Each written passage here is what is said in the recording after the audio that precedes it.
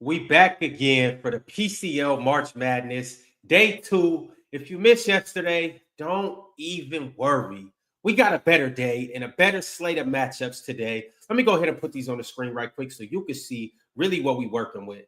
As you know, it's Sunday, March 16th. We starting off with Swiper versus Duke Did It. And then after that, we got Mtel versus Hayes.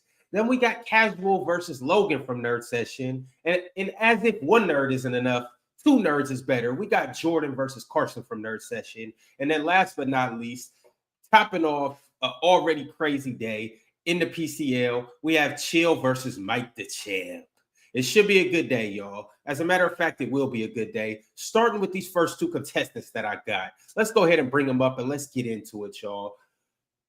I got my man Swiper. You already know who you're dealing with Swiper. And then I got Duke Did It. This is how we rocking, y'all. You guys ready for a good day? Yes, sir. You ready to get into it? Let's do it. All right. Is there anything that y'all need to say to start things off with? No. Nah? We just getting straight to it? Yeah, let's do it. Sir. Good luck, everybody. A nice, clean match. Y'all know how we do it. All right. First up, we got who is the biggest dark horse team to win the NBA Finals. And we had to clarify dark horse teams because, it can't really be a team that we expect. So this is excluding the Milwaukee Bucks, the Boston Celtics, New York Knicks, Cleveland Cavaliers, Los Angeles Lakers, the Thunder, Warriors, and Nuggets. So you guys really had to get in your bag for this. Swiper, we are going to start with you. Your top. Wait. Hold on, right quick. Let me make sure we got the timers up. All right. Hold on. Give me a second. Cool. So we ready to rock. Your time will start whenever you do. So my dark horse contender this year is the Minnesota Timberwolves. And I actually think that title doesn't fit this team based on how good they've actually been. So let me give you a little bit of introduction to just who the Timberwolves have been this year. The Timberwolves have the 6th best net rating in the NBA this season. They have been exceptional, especially as of late, once they got Julius Randle back into the lineup fully healthy. And when you talk about contenders, beyond the numbers, one of the things you have to have is a preeminent star player at the top of your roster that's able to adjust for different defenses you'll see in a half-court playoff setting that can take advantage of matchups versus wings, versus guards, and even space your court out with bigs. And Anthony Edwards, man, a lot of people don't realize this year, Anthony Edwards averaging 27 points a game on 10 threes a game. He is, among all players shooting above 10 threes a game this year, he's the most efficient three-point shooter in the league while being the most gifted athlete we have at the guard position in the NBA. And so when you couple Anthony Edwards with the fact that you have Rudy Gobert, who's the best paint protector in the NBA this year, they have a loaded roster of a bunch of wings that can do a lot of really different things. And especially from Nickeil Alexander-Walker to Dante DiVincenzo, they have so many different players, including Jaden McDaniels, who having one of his best seasons of his career. When you want to think about what teams can contend and win, you have to be able to answer multiple questions over the course of one run. And that's why it's the Minnesota Timberwolves. Duke, it's on you. Talk to us. Yep. All right. So a dark horse in the NBA is a team that flies under the radar, but the potential to make a deep playoff run, even though they're not considered one of the top teams. What defines a dark horse? Well, it's not just talent. It's a mix of unappreciated skill, strategic fit, and the right circumstances. A definition that fits the mold of the Memphis Grizzlies. 4th place in the West, tied with the 2nd best record, having players like Ja Morant's explosive playmaking, Desmond Bane's sharpshooting, Jaren Jackson Jr.'s defensive prowess gives the Grizzlies the dynamic trio to make a deep playoff run and a shot at the title. The Memphis Grizzlies are one of the most well-rounded teams in the league, and they built a strong case for themselves for a championship contention. Offensively, they're 2nd in points per game and in rebounds, with a relentless attack inside, ranking 2nd in points in the paint, 3rd in second chance points. They dominate the glass and are more than capable defensive team, 9th in defensive rating, sitting 3rd in blocks, 6th in steals. The Grizzlies also play the fastest pace in the league, which keeps opposing defenses scrambling. Their depth is the key factor, leading the league in bench minutes, bench points. They're able to maintain a high level of intensity throughout the game. With the 4th best net rating, the 6th best offensive efficiency, and solid defensive numbers, Memphis has the balance, the depth, the versatility to make a deep playoff run and a challenge for the title. Two good opening cases. Swipe round two. It's on you to make your response. Yeah, I think the Memphis Grizzlies are a really good one. But again, I think if you're having the conversation about what makes one team more of a contender than the other, is your ability to solve questions. And when you think about what the Memphis Grizzlies do, they actually lack in certain things you're going to need in a half-court setting that the Wolves have in abundance. Ja Morant has had a pretty good year for the most part. Jaren Jackson Jr., I think, has had maybe his best year of his career.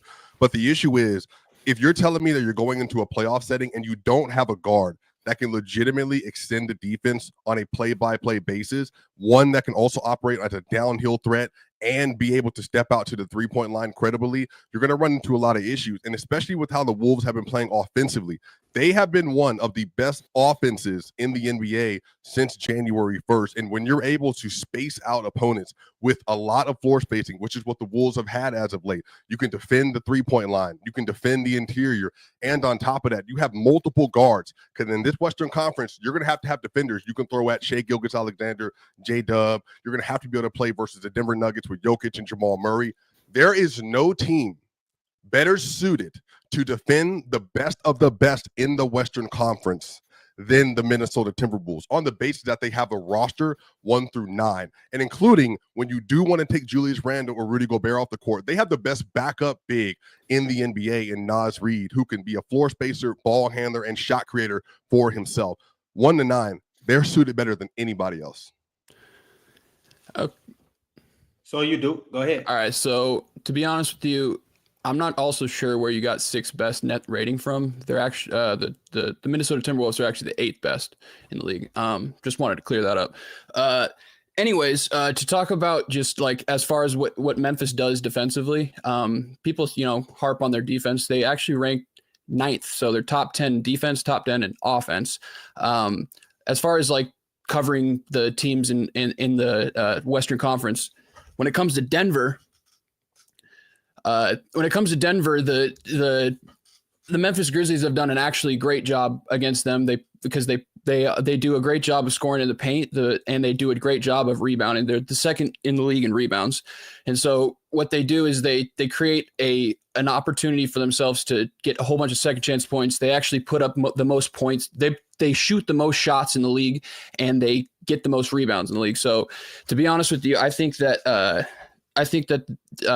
when it comes to Memphis, they do a great job of, pushing the pace, keeping people off the glass, and also spreading the defense. They actually run a lot different offense than most teams run.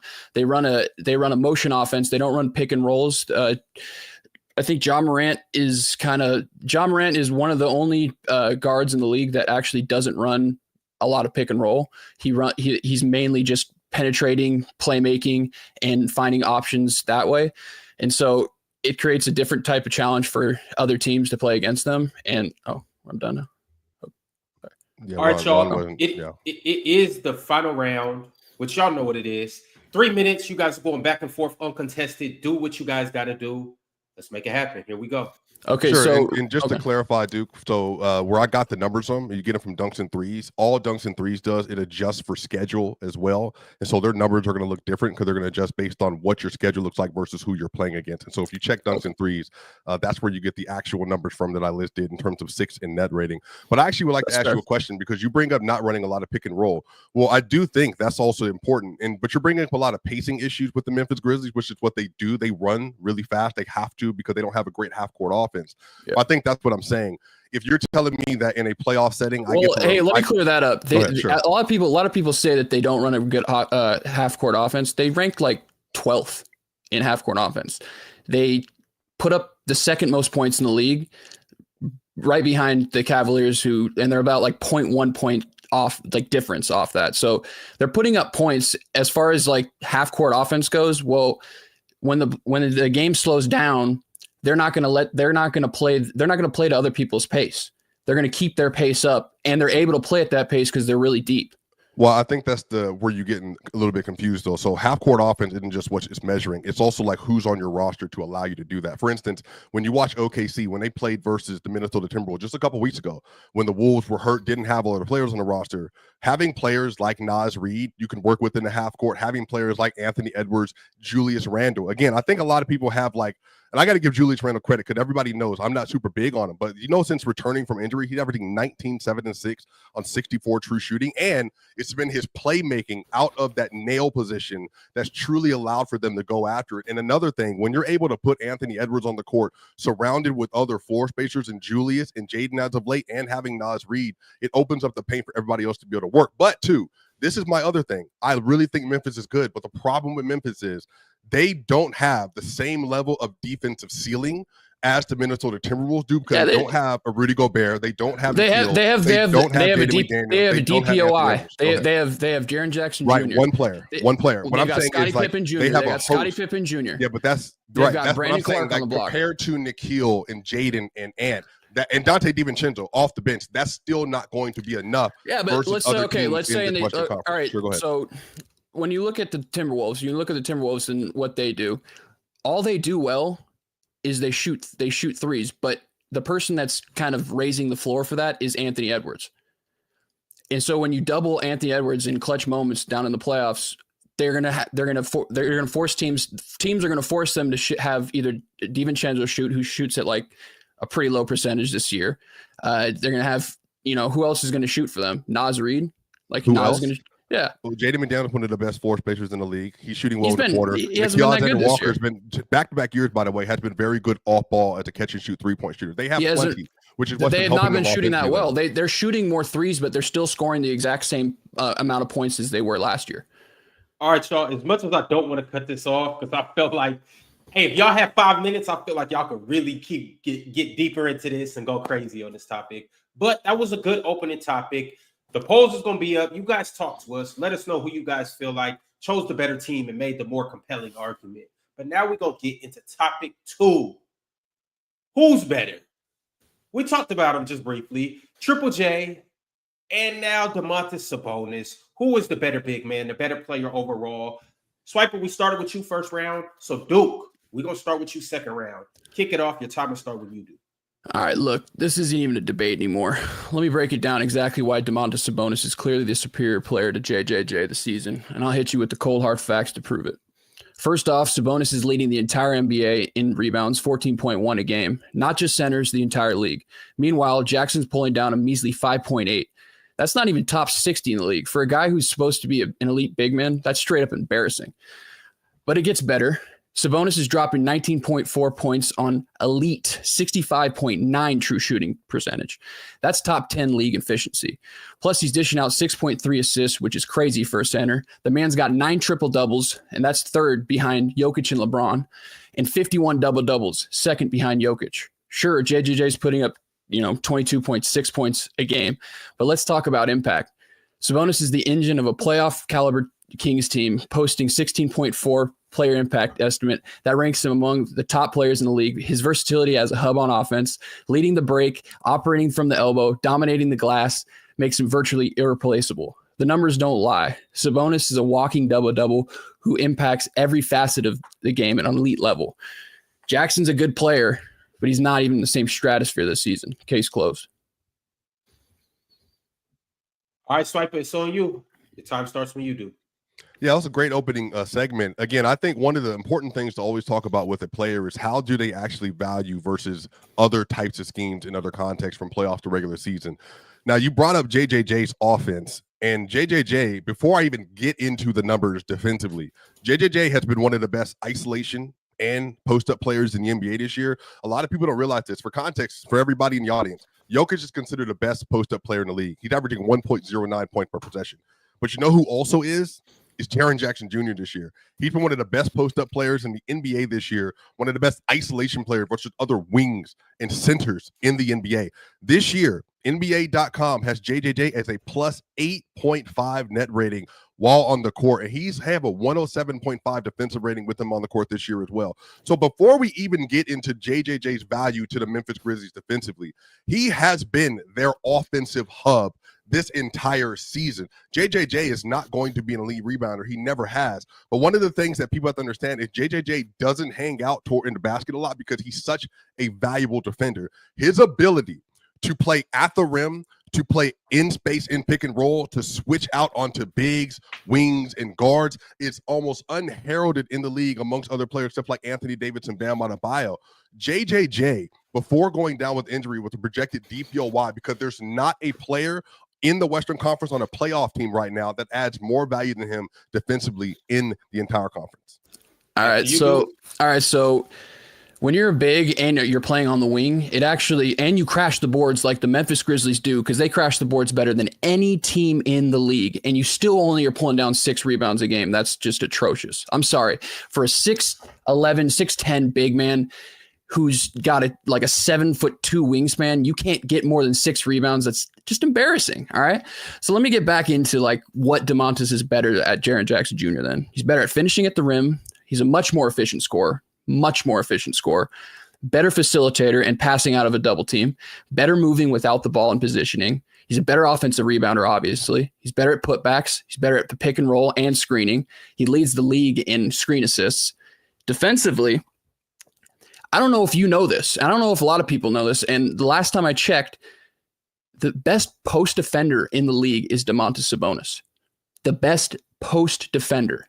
When we're talking about post-ups, the best post defender is Domantas Sabonis. A lot of people try to knock him on his defense. He's not that bad on defense. Okay. He's a better screen navigator than JJJ. I watch a lot of Memphis Grizzly games and I see JJJ rely a lot on his shot blocking.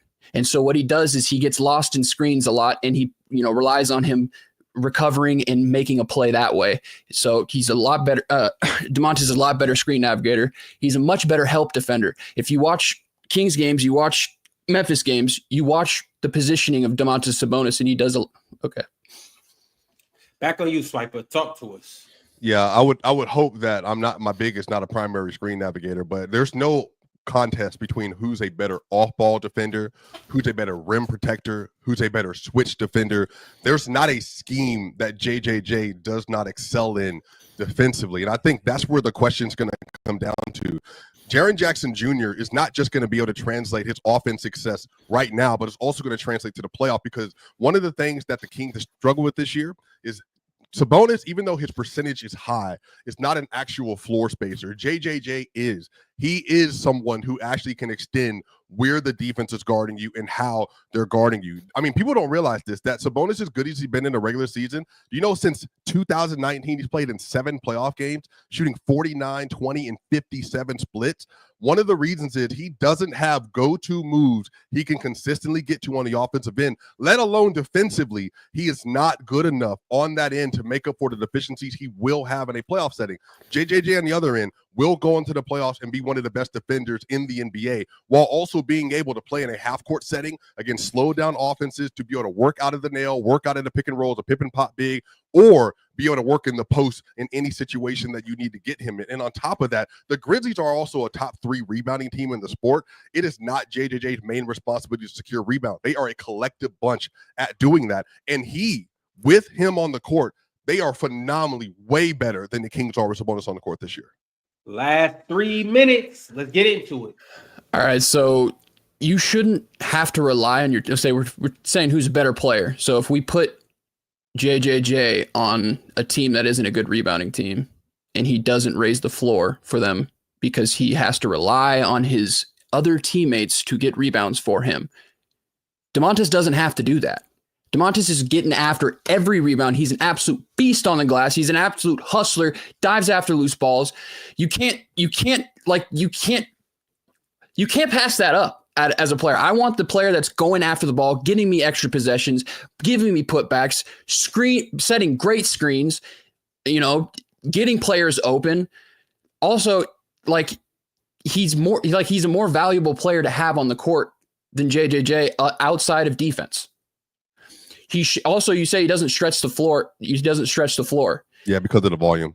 Well, the volume, but he's still shooting, like he's shooting smart threes. Like he's not forcing his threes like JJJ does. But I think that's where his shot selection is terrible. I think there was some Duke, that's just not true. Like, give me how efficient it is. Some of this is when you're talking about value.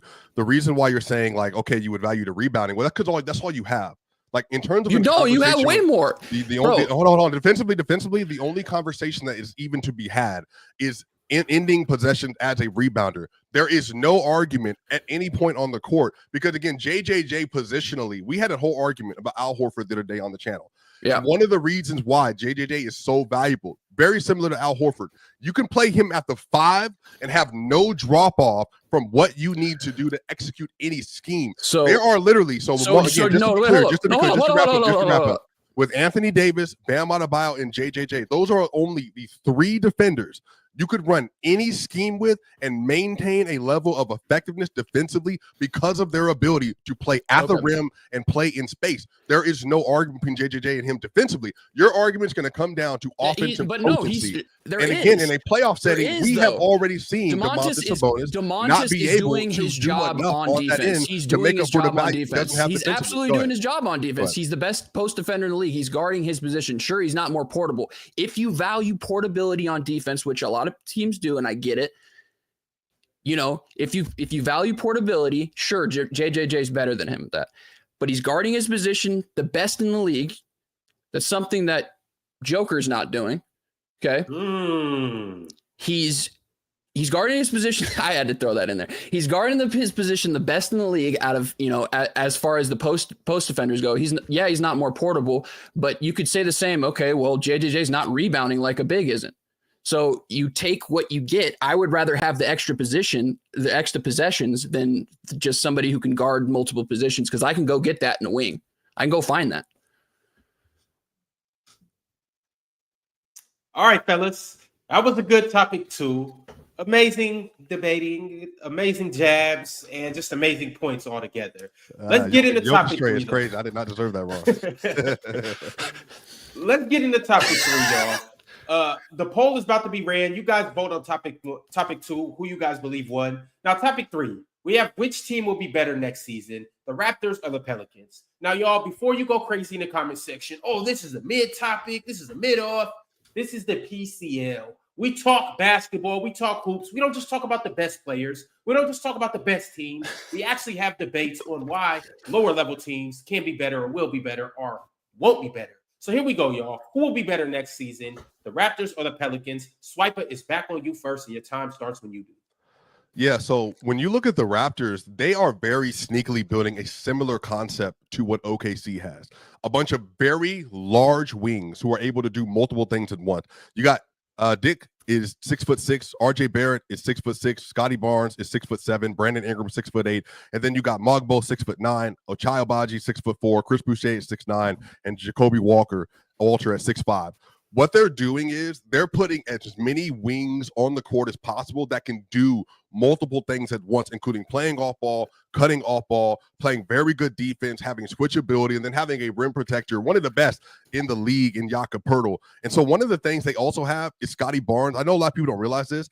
Do you know among all NBA players, Scotty is the only player averaging 19, 7, 5, 1, and 1 this season? There's nobody else like him. And one of the things about Scotty Barnes that makes him so useful and why I think next year with Brandon Ingram and on top of that with the draft picks they get next year, Scotty Barnes, do you know that the numbers say on Cleaning the Glass that when he played shooting guard last year, that was actually his most effective position because what it allowed for the rest of the team to do. So when you get a chance next year to see Scotty Barnes with maybe Derek Queen or VJ Escombe, or you get a chance maybe Trey Johnson in that spot, and you put him next to Brandon Ingram with RJ Barrett, with Chris Boucher, they're going to have so much to them to be allowed for them to play really good defense, to really have a swarming defense that's going to allow for them to really move in the Eastern Conference next year.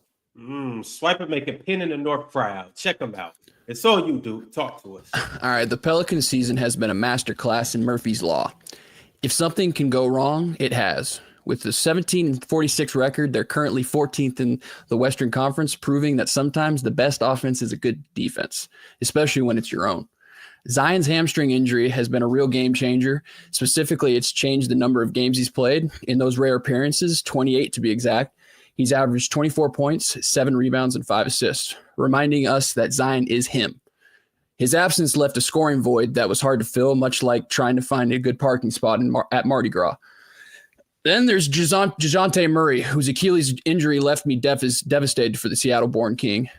Before his season-ending tear, he gave us 18 points, 8 rebounds, 6.5 rebounds, 2 steals per game, making him a Swiss Army knife for the Pelicans. Couldn't afford to lose. Lastly, losing their best defender and arguably best defender in the league, Herb Jones, was a devastating blow to their defense. These injuries have had a domino effect on the Pelicans' performance. The team ranks 22nd in points per game, 26th in points allowed, highlighting struggles on both ends of the court. This imbalance has resulted in a net rating of -8, placing them 29th in the league, right? So they're a really bad team.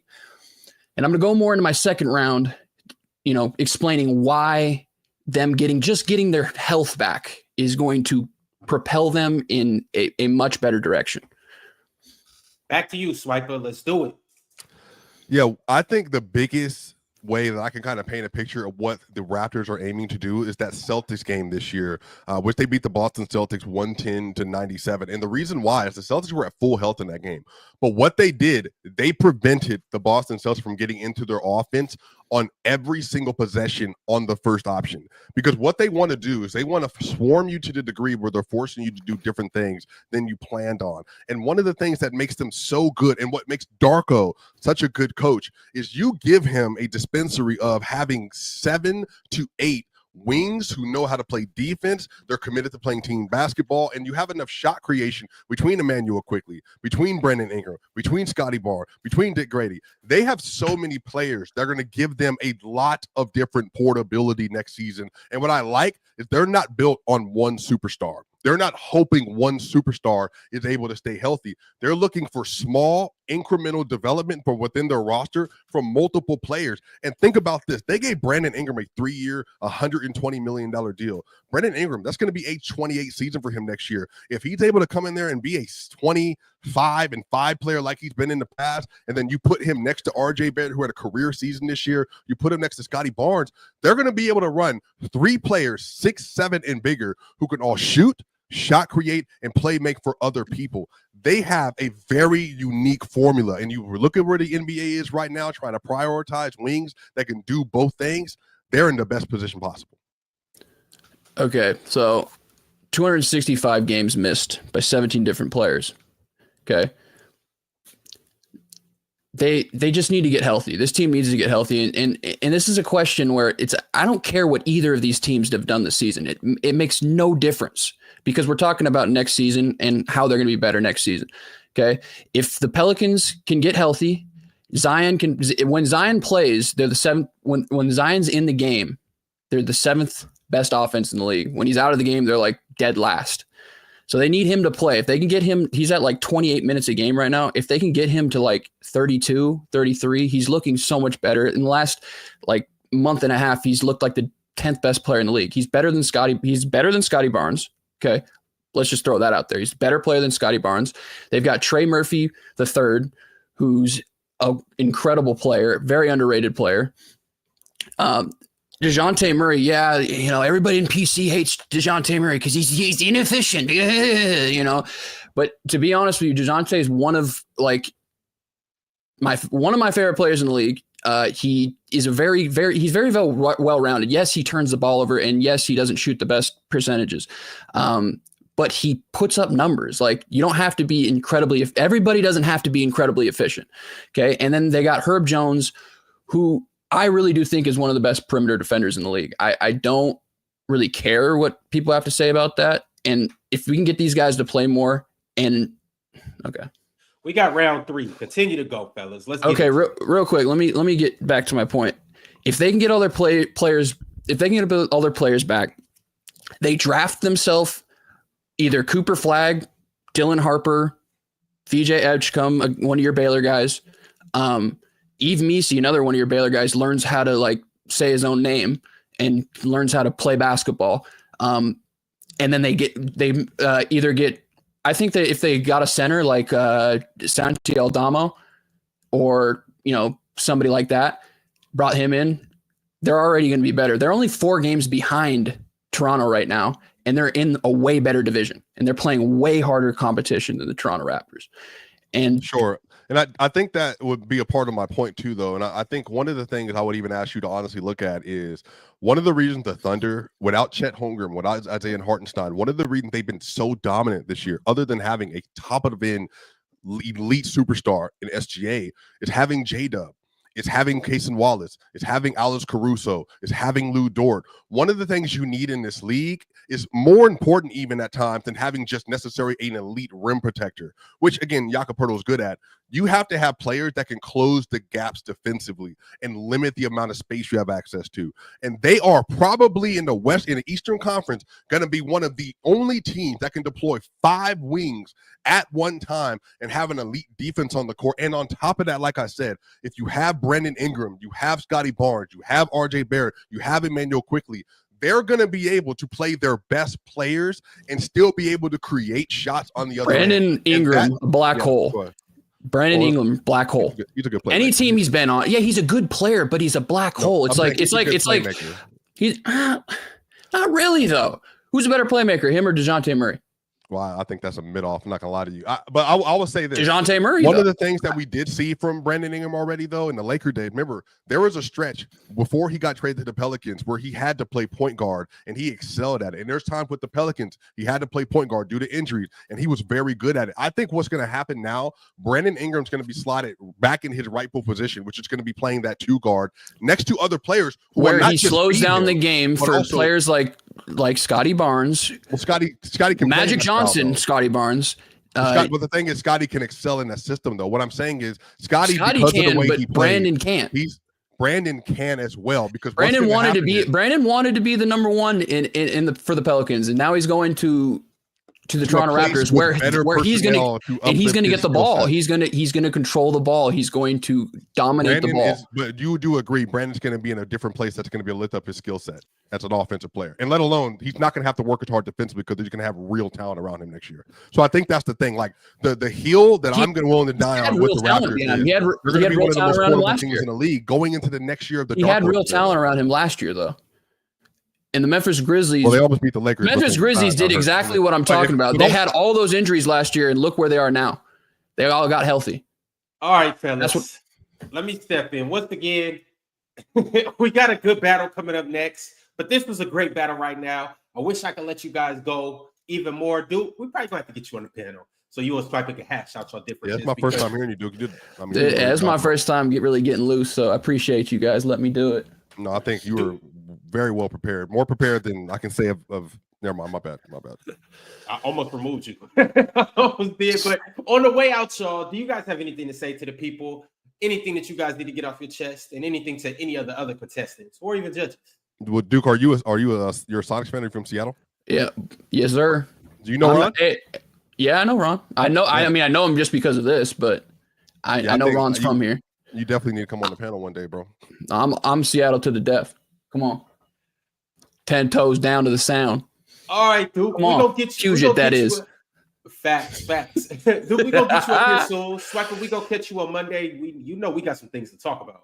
But either way it goes, y'all, it was amazing to come up here and hopefully, well, I'm not going to say hopefully, but we'll just have to see next Friday when the judges come through.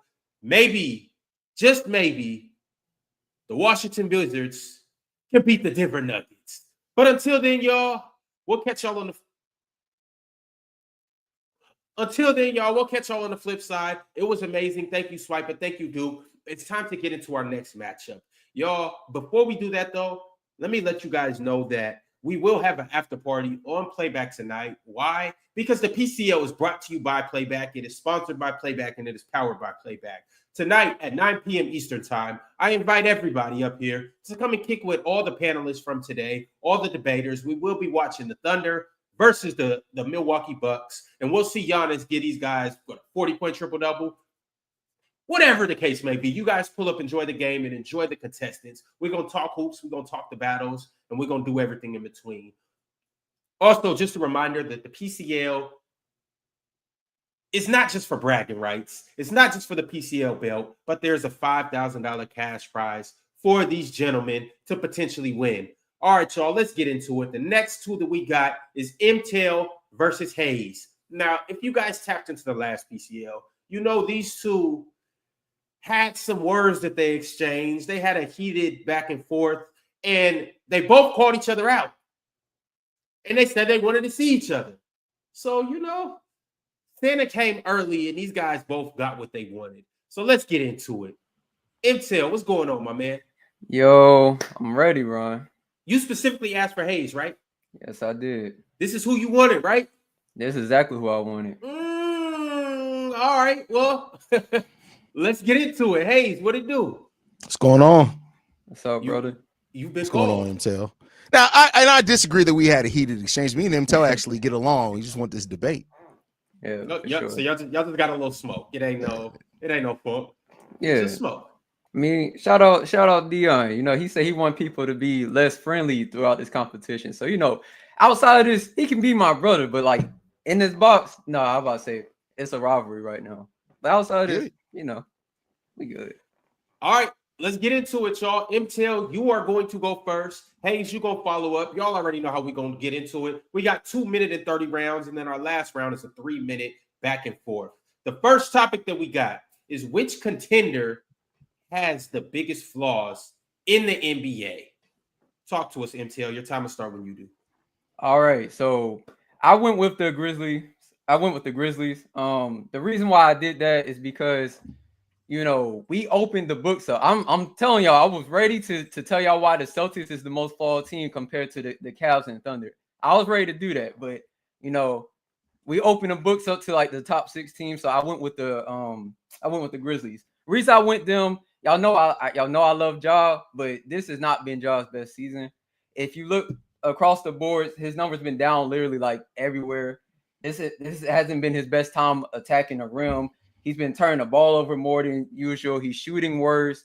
He's been a better passer. He's been passing the ball more. But outside of that, everything else he's really been lower on. I expect him to get better next year. But in terms of this year, you have rookies starting in 2 positions for you. You don't know what you're going to get there. You have a lot of question marks going on with this team. There's a lot of things that you could try to debate about them being good here. Yes, they have a good bench unit, but the problem is when your bench is, filled up with a lot of players that's either coming off of injuries or players that you just completely have question marks about, there's a lot of stuff that just gives you worries there. Yes, I understand that JJJ is having his best season of his career, but come on, man. Let's be for real. If you comparing them, they don't have a top elite guy. They don't have like that MVP caliber guy. They don't have a Shea. They don't have a Jokic on their team that, at least gives you that hope that they have that puncher's chance. All right, Mtel came out swinging. Hayes, round 1. Let's do it. When you look at the Los Angeles Lakers, out of any of the teams that could be labeled as contenders, they have the biggest flaws, not just because this team is still trying to learn its balance together, but the depth there, the lack of defense, specifically in how teams guard nowadays, the lack of size up front. The Los Angeles Lakers are a team that right now are giving up 49.2 points in the paint per game. And that's something that when you look at the teams that they're going to have to come up against, on top of their core 3 players, which I'll get into a little bit more here. When you look at their 3 players with the highest usage rate, they have the lowest net usage rate of just about any other team that could be labeled as a contender via how we label them out, even the Memphis Grizzlies by far. So while the Los Angeles Lakers have great players in LeBron and Luka, everything after that is so questionable about not only their depth, their defense, how they're going to defend. On top of, you want to talk about rookies, they have a rookie head coach who's been doing a solid job enough this season, but still playoff basketball is different. When you look at how the Lakers defend in the paint, how they guard against fast breaks, how they give up points also off turnovers. This is a team that has so many questions from top to bottom. Let's not even talk about the fact of the injury concerns. Most of their players, when you look at out of their top 6 players on their team per usage rate and minutes, all of those guys have missed more than double-digit games just about. The Los Angeles Lakers are a team that is extremely talented, but due to the fact that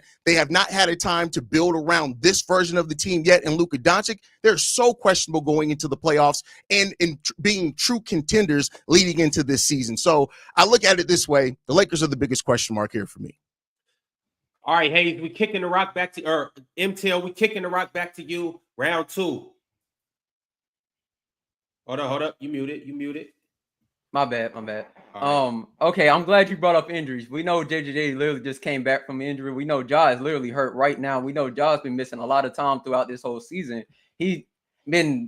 Come on now. Ja has literally played 67 games at the most of any season of his career. He has been injury prone. He's been costing his team playoff series from him being injured. Yes, y'all know I believe in him as a talent, but injuries do matter. You have to be on the court to win the games, right? So if you have nobody on the court, you can't win the games. Ja has to stay healthy. I'm a little concerned about JJJ's injury history right now. We'll have to see how that goes. But I do think if the conversation between them and the Lakers, the only thing I will really say with the Lakers, because the injury point is a good one, the problem is the Lakers have a better 1-2 punch than what the Grizzlies have. When you look at the whole team, we believe in Luka. We just seen him in the finals. Y'all believe in Luka. We believe in LeBron. We've seen what he's done throughout his whole career. He's given us 22 great years of basketball, and we know that he is a competitor. He keeps getting older. When he takes that week off and he comes back, he looks like a different player every time. I don't know what's going on with that, but LeBron is great. Luka is great. That 1-2 punch, plus you get Reeves coming in. You have great defenders on their team that they're getting back. And, I think when they're healthy, they have something working there. But they have showed us even in the past that those players have shown to be more healthier than what the Grizzlies have had. And I think that is probably the biggest difference maker. Back at you, Hayes. Let's talk about the top three. I know you mentioned the top two players with Luka and LeBron. Great, right? But LeBron is in the midst of a season where turnovers have been a major part of him, a major problem with him. Defense at times has been a major problem with him at times as well. We know he can kick it into another gear, and he probably will do it in the playoffs. But as we've seen with LeBron as well, with this Lakers team, you need a team to do so. Let's go back to the point that I made earlier. Let's round back and double back onto that. Out of the top three players in usage rate on the Los Angeles Lakers, which is Austin Reeves, LeBron James, and Luka Doncic, they have a net rating of plus 3.1. When you look at the Memphis Grizzlies, their same top three players based off usage rate, a net rating of 12.5. Let's also look at the defensive rating of those three players together. With any other lineup, they have a defensive rating of 109.3. The Los Angeles Lakers, 116.2. The Lakers are giving up, like I said, 49 points in the paint, which when you look at how the bigs that they're going to face in this playoffs, potentially it's hugely a deficit there for them. Then on top of that, they're giving up 16.6 fast break points on the season so far, 17.2 after the All-Star break, which is 8th worst in the league. They give up 17.1 points given up post All-Star break as well off turnovers, while they're in the bottom half of the league themselves in scoring in those same situations against teams in this league. So the Lakers are giving up some of the most efficient offense defensively while not scoring effectively yet in those same efficient offensive areas. The game of basketball in playoffs, yes, the rotation shrinks, but you still need depth, and the Lakers' depth just isn't there. 3 minutes back and forth. Y'all have at it. All right. So another thing with the Grizzlies that we need to talk about compared to the Lakers have been like they're seeming more like a family right now, more like a community. The Grizzlies literally have conversations going on that they might trade Ja Morant. That was a real conversation that's been going on. That's like real buzz going out. You have a lot of off the court issues that they've been talking about with Ja.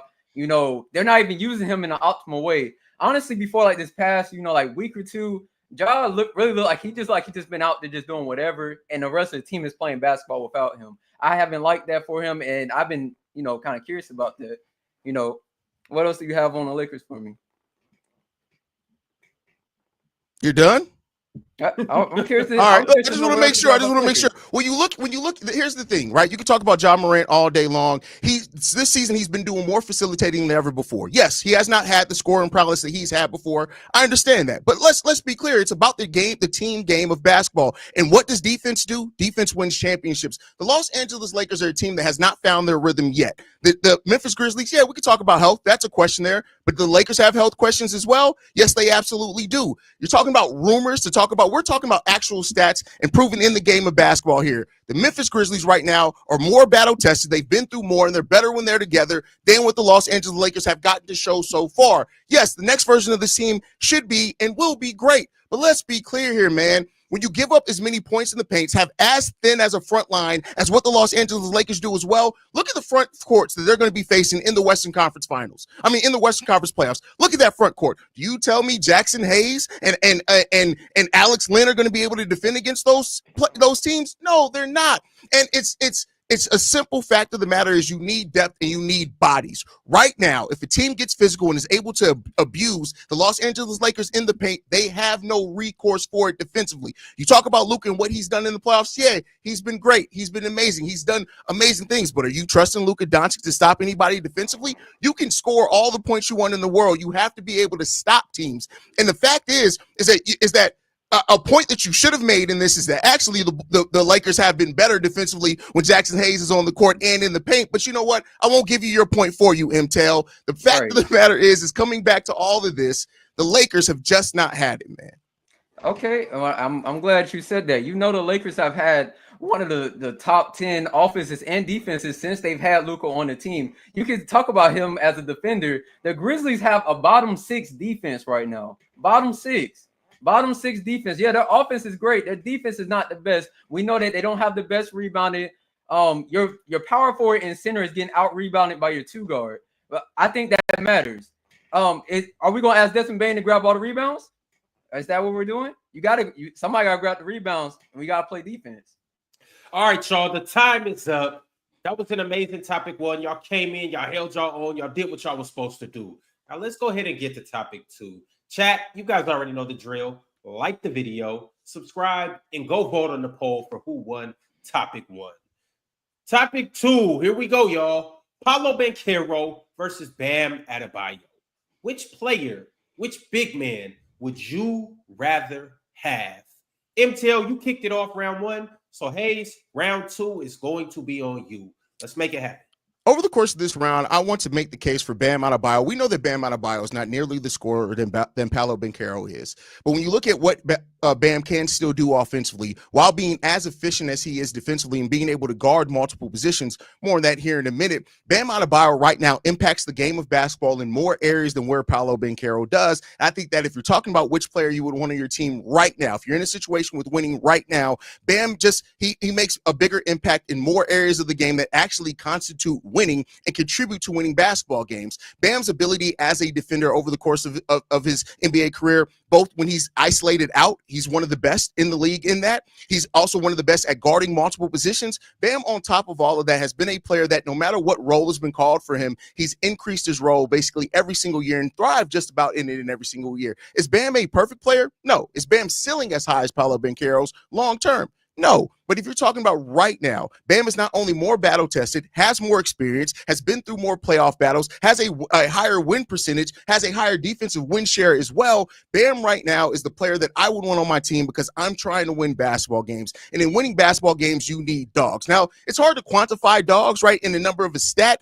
I do think I have the best way to do that here, which I'll present to you guys a little bit more here in a minute. But just period, point blank. Paolo's an amazing player, and I love Paolo Banchero. He's still a player that's figuring out his way in the league and how to be effective as it contributes and it constitutes towards winning. Bam is a player that right now is doing that. Mtel, what is your response to that? Okay, so Chad, I came here so we can finally stop this dumb Paolo talks, man. I'm tired of it. I came here to finally stand up for my boy.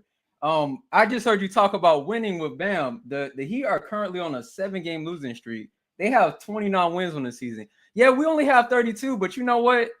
Paolo's only played like 36 games this whole season.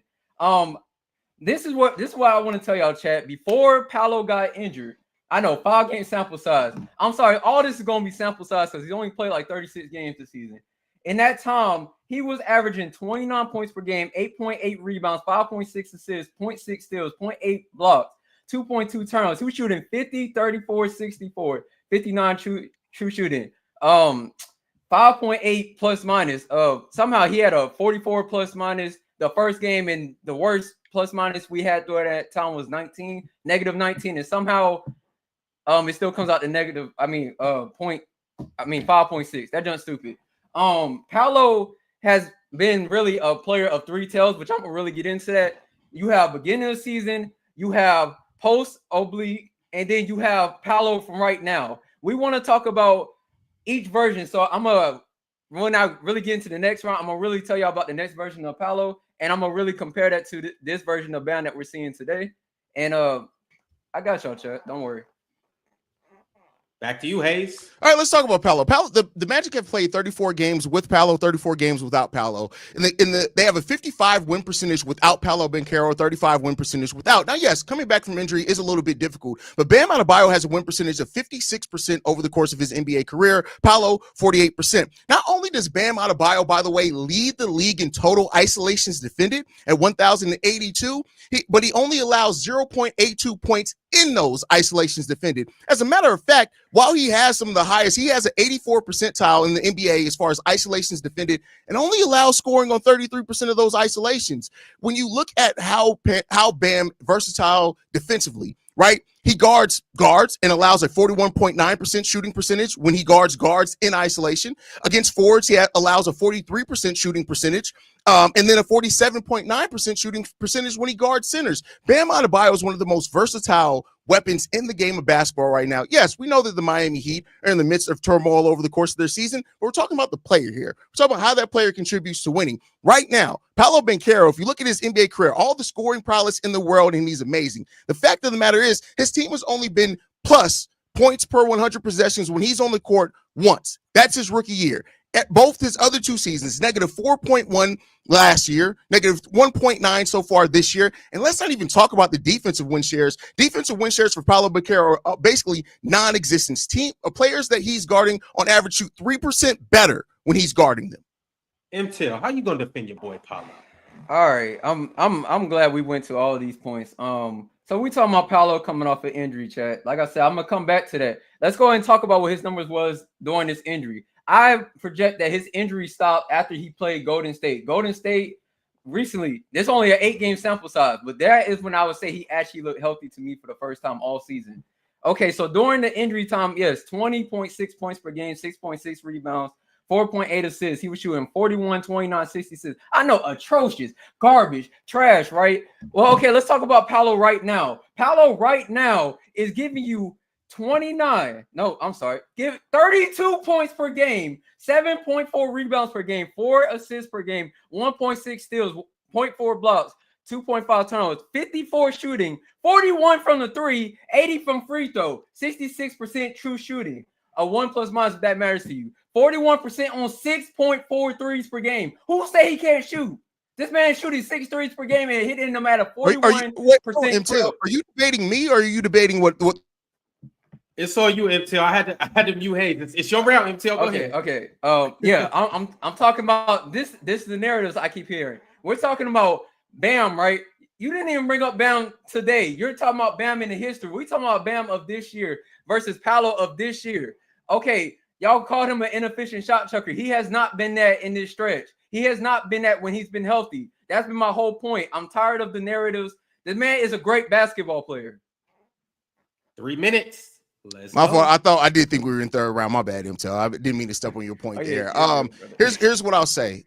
You're arguing points that the basketball public is having. You're debating Hayes. And the thing is that we all know, I would never dare say that Paolo is an inefficient scorer because I watched the game of basketball. Can he be inefficient at times? Absolutely. Is he a player that's still figuring out? Absolutely. But say that I didn't bring up Paolo now. I talked about his win shares now. I talked about the points per 100 possessions that the team is worse when he's on the court now. I talked about his inability to guard right now, right? And so Paolo Banchero, we know what he's going to be. Most people with a sensible basketball mind understand who and what Paolo can be as he continues to evolve in the game of basketball. The fact of the matter is we're not talking about a small sample size. We're looking at right now how they impact the game of basketball in totality. The fact of the matter is Bam impacts the game in more ways than Paolo does right now. Is that going to change a year down the road, 2 years down the road? Maybe Paolo's scoring becomes so efficient that it overcomes some of his liabilities defensively. That could all happen down the road. I hope that it all does. I hope Paolo has an amazing and a great career when it all comes down the stretch. But we're talking about right now in the game of basketball.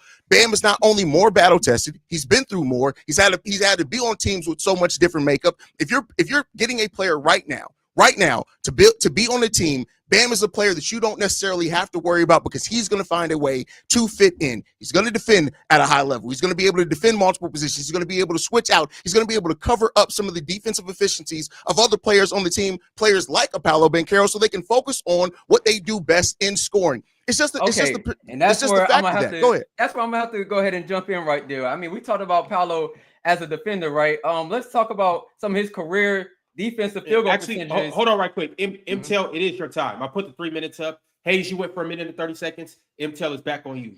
Minute and 30 seconds. Okay. So we talking about Paolo as a defender. This is him versus all-star caliber players. Zion Williamson, 18% versus Paolo. This is 1v1. DeJounte Murray, 20%. Kawhi Leonard, 25%. Donovan Mitchell, 25%. Jason Tatum, 31%. Scotty Barnes, 35%. We talk about him as a defender. Bro is a good defender. I don't know what to tell y'all. Y'all talk about him as a rim protector. If you look up the percentages over the last 14 games, because again, I told y'all we have to go off a sample size because we're talking about a player that played like every game this season versus a player who went through his first major injury of his career. And I mean, if you watch him play, the man is a great basketball player. He affects the game great as a playmaker. The man is a great scorer. He's a great finisher. He's doing the things that people said that he wasn't able to do. Man's efficient now. The man can shoot. I mean, he's literally shooting a percentage that's on par with Anthony Edwards. Anthony Edwards shoots 40% from the three-point line. Paolo is doing that right now. In this stretch, he's shooting 41%. Y'all said you're talking about win shares. They just beat the Cavs today. He was on the team. They brought up the win shares. You know, they bring up all these negative stats because that was him while he was injured. Of course, we can do that for any player. We just talking about how a team looked or how a player looked after they came back off an injury. You could go down the list and everybody's numbers is going to go down. That's a normal thing that happens. But when you're coming off of an injury that people don't have, like an oblique injury, only 3 people has had those in like the last 3 seasons: Paolo, Franz, and Cole Anthony.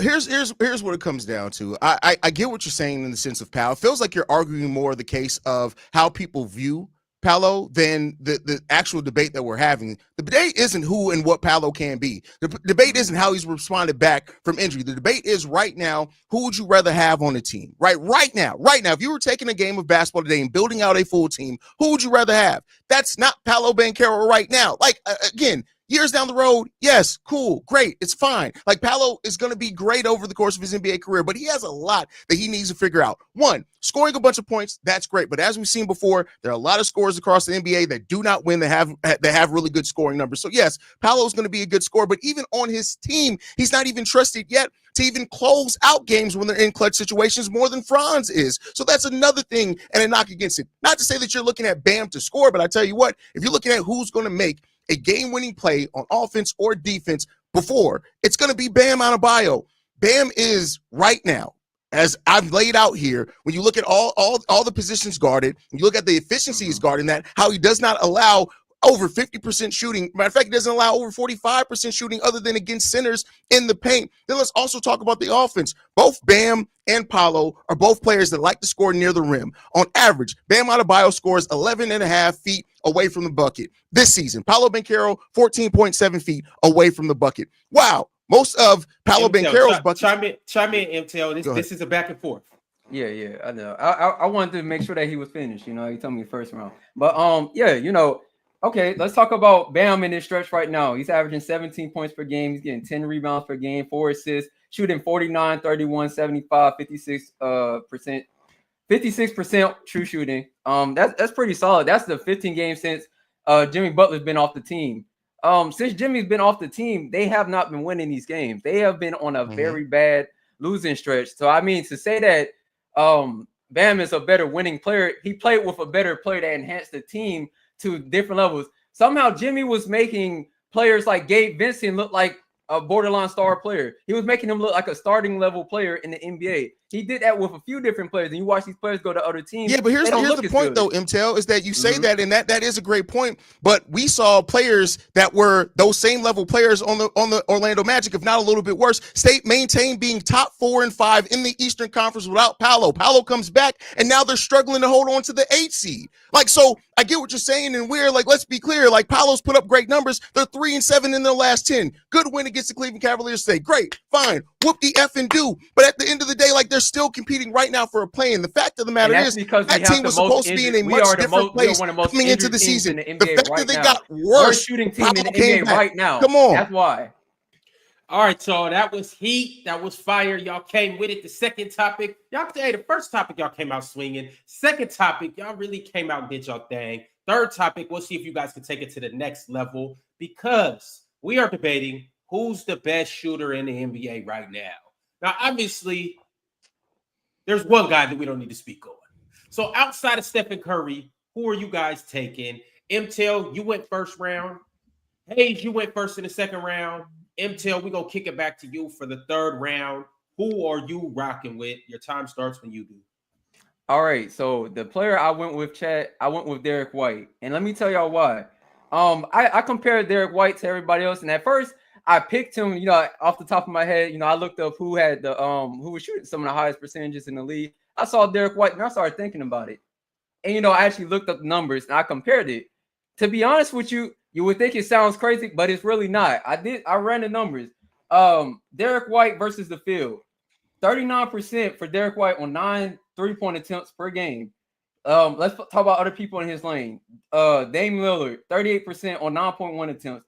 Anthony Edwards, 41% on 10 attempts. Malik Beasley, 42.1% on 9.2 attempts.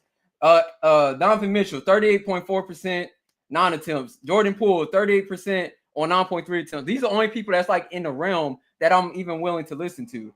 The reason why is because that's just like lowering it down to people who shot a lot and also still shoot a high percentage. Derek White is shooting a percentage 38% is pretty crazy for you to be like the third option on your team, and you would just think about, okay, 38%, cool. He did this last year. He did it this season before. Since Derek White has been a starter on the Boston Celtics, he has shot no less than 38% from the three-point line, as high as 42% in the playoffs. Like, the man is a great shooter, and honestly, if you compare it, nobody else has been as consistent as him on this whole list. Let's get it, Hayes. Let's talk about somebody being no more consistent on this whole list. It's amazing that you actually did research and somehow you did not come out with one of the most consistent shooters over the last handful of years in various different roles, and that is Malik Beasley. Now, you're talking about players that had to do multiple, different roles on different teams, but he's always been an effective three-point shooter. He's on pace to have a historic season this year. He's second only to Steph, I think, in total three-pointers made. And then when you look at it as fact, Derek White scores mainly his points off assists. Most of his shots are coming off assists. Malik Beasley is doing it based on isolation, on assist, contested, which is something I'm going to make the story point here. He's hitting not only more difficult shots, he's hitting them at a better rate than most people. He's doing it at an amazing level. And Malik Beasley has been so consistent and so overlooked over the years in his ability to knock down three-point shots. But not only that, if we're talking about shooting overall, the game of shooting and jump shooting basketball, Malik Beasley has been able to hit contested shots at a rate that's only second to some of the greatest players in the league right now. So the fact that you came in and you did your research and Malik Beasley did not come across that research is a little bit of a blind spot to me. But I'll make the case over here. I'll give the reasons why Malik Beasley has been one of the most consistent shooters despite the role, whether he's starting, coming off the bench, whether he's playing off stars, whether he's had to do it in isolation. Malik Beasley is an amazing three-point shooter that deserves more recognition. And I'm glad I'm going to have my time today during this debate to give that recognition to somebody who's, again, having a historic season. No, not to Derek White. Malik Beasley has just been better. Back at you, Mtel. What is your counter argument? I'm glad you said Malik Beasley. I didn't think that you would go Malik. I thought you was going to come up here and argue Anthony Edwards, to be honest with you, because I would have honestly been one of the better choices. I did say Malik Beasley, if you didn't hear me. I know he's shooting 42%. He's been great. He's been a great shooter on the Pistons. I mean, we saw how he looked on the Lakers. He didn't shoot as well on the Lakers. I mean, we saw how he shot on the Bucks. He shot good on the Bucks. He has stretches when he's not playing for the highest lights. That's when Malik Beasley shoots better. When you needed him to play better, he didn't step up. It got to the point where the Lakers almost got to the point of just benching him straight out. He wasn't even getting minutes in the playoffs. I'm talking about a guy who just won a championship and shot 38% the whole time. He shot 40% the whole time.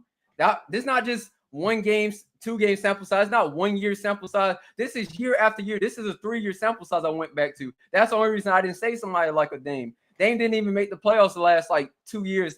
Chat. That's the only reason I didn't bring up Dame. I was looking at who's been more consistent for me. Derek White has been a consistent shooter. I know everybody doesn't like giving him his credit. When people say he was playing on all-star level, people laughed at it. The man is a very great shooter. He does the role that his team needs him to do. Yes, he's an amazing catch-and-shoot player. The man has been amazing off dribble if you need him to. The man literally can do whatever you need him to do. And he showed you he can do it on the highest level because he just won a championship last year. And he played 20 games through that stretch, played 16 years through the stretch before that. Back to you, Hayes.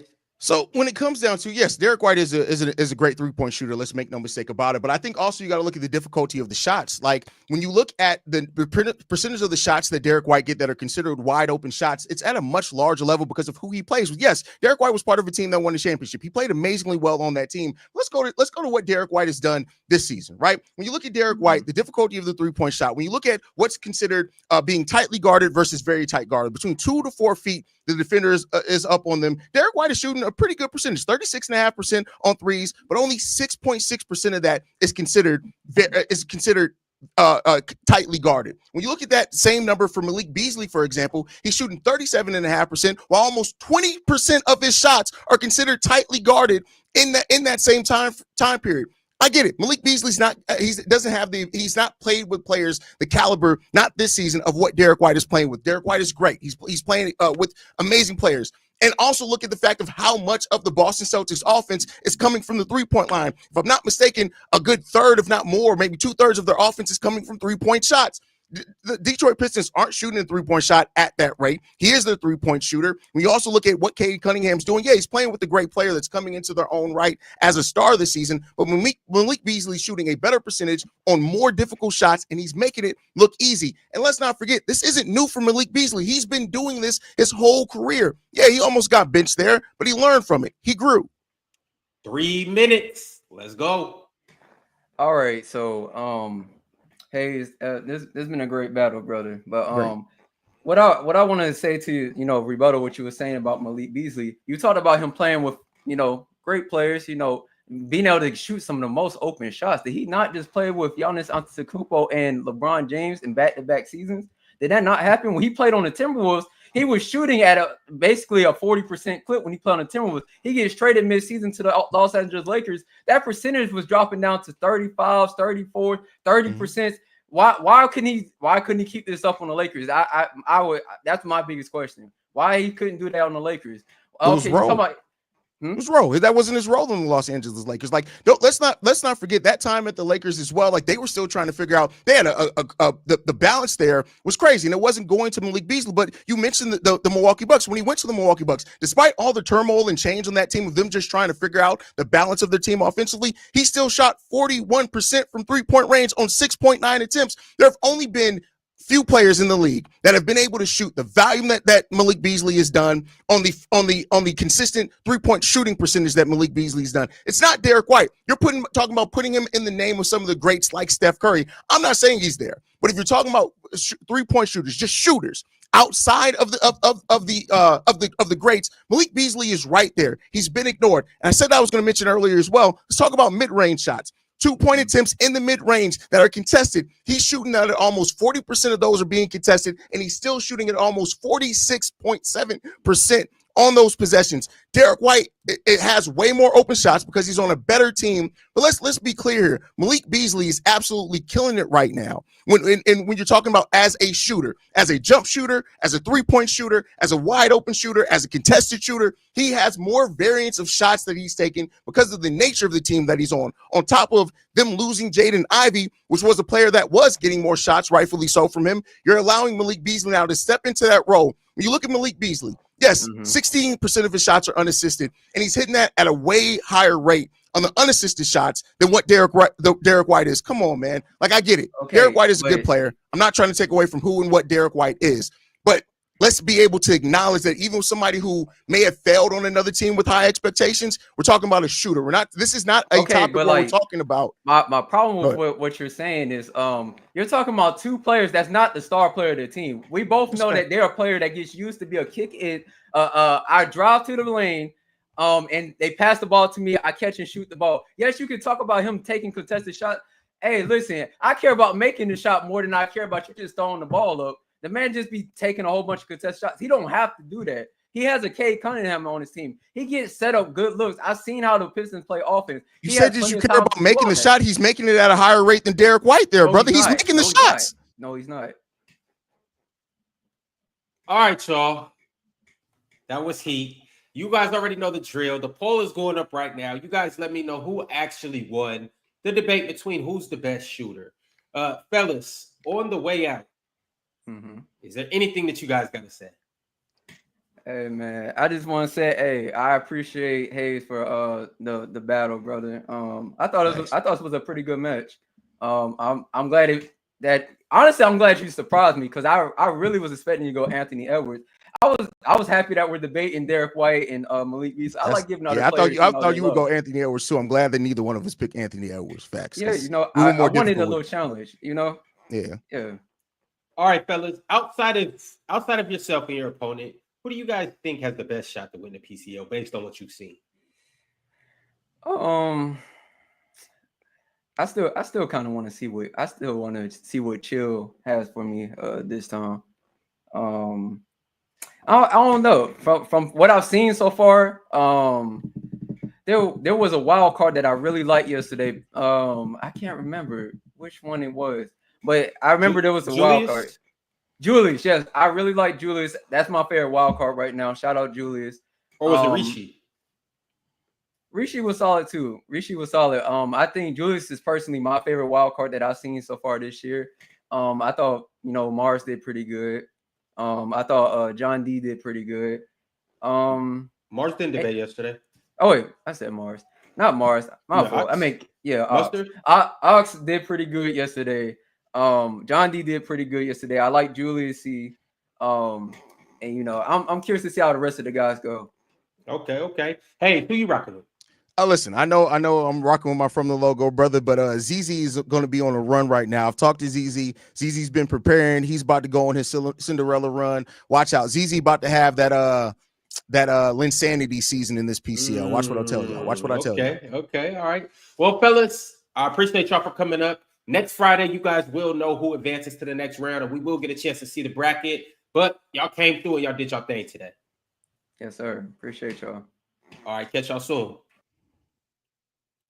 All right, ladies and gentlemen, it is about that time to move on to the next debate. Once again, before we get into it, I want to put up on the screen the debates that have already happened and the debates that we will be seeing later today. Here's what we're looking at. Hold up, y'all. Give me a second.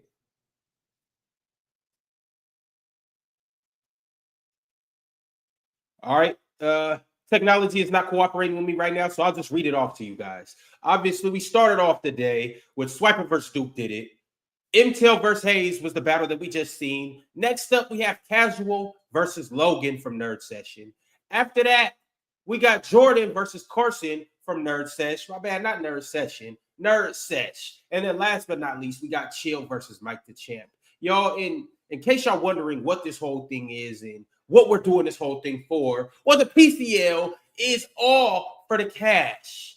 $5,000 a cash prize. Also, you do have a PCL belt, which Mars must come up off this next round because somebody got to get it. Oh, yeah, and Mars, please stop influencing the judges with your comments. And also, once again, this whole thing is for the bragging rights. So you know that that's what it's all about. Who knows the most ball? And last but not least, y'all, after this, we will have an after party on Playback. Why? Because this whole PCL is sponsored and powered by Playback. We will be watching the Milwaukee Bucks go toe-to-toe with the Oklahoma City Thunder. So y'all pull up and enjoy this with us at 9 p.m. Eastern time on Playback. All right, y'all. Enough yapping. Let's get into it. Here we go. I got my man Casual.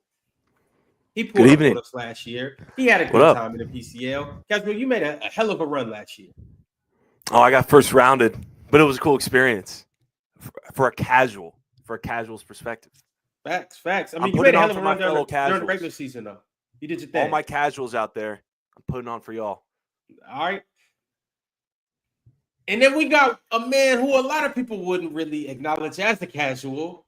I got my man Logan from Nerd Sesh. What's up, my guy? It's Nerd Sesh, Ron, but if you want, we can get a little nerd session in later. You feel me? Shit, hey. Hey, man. As long as it's a sativa, I'm good.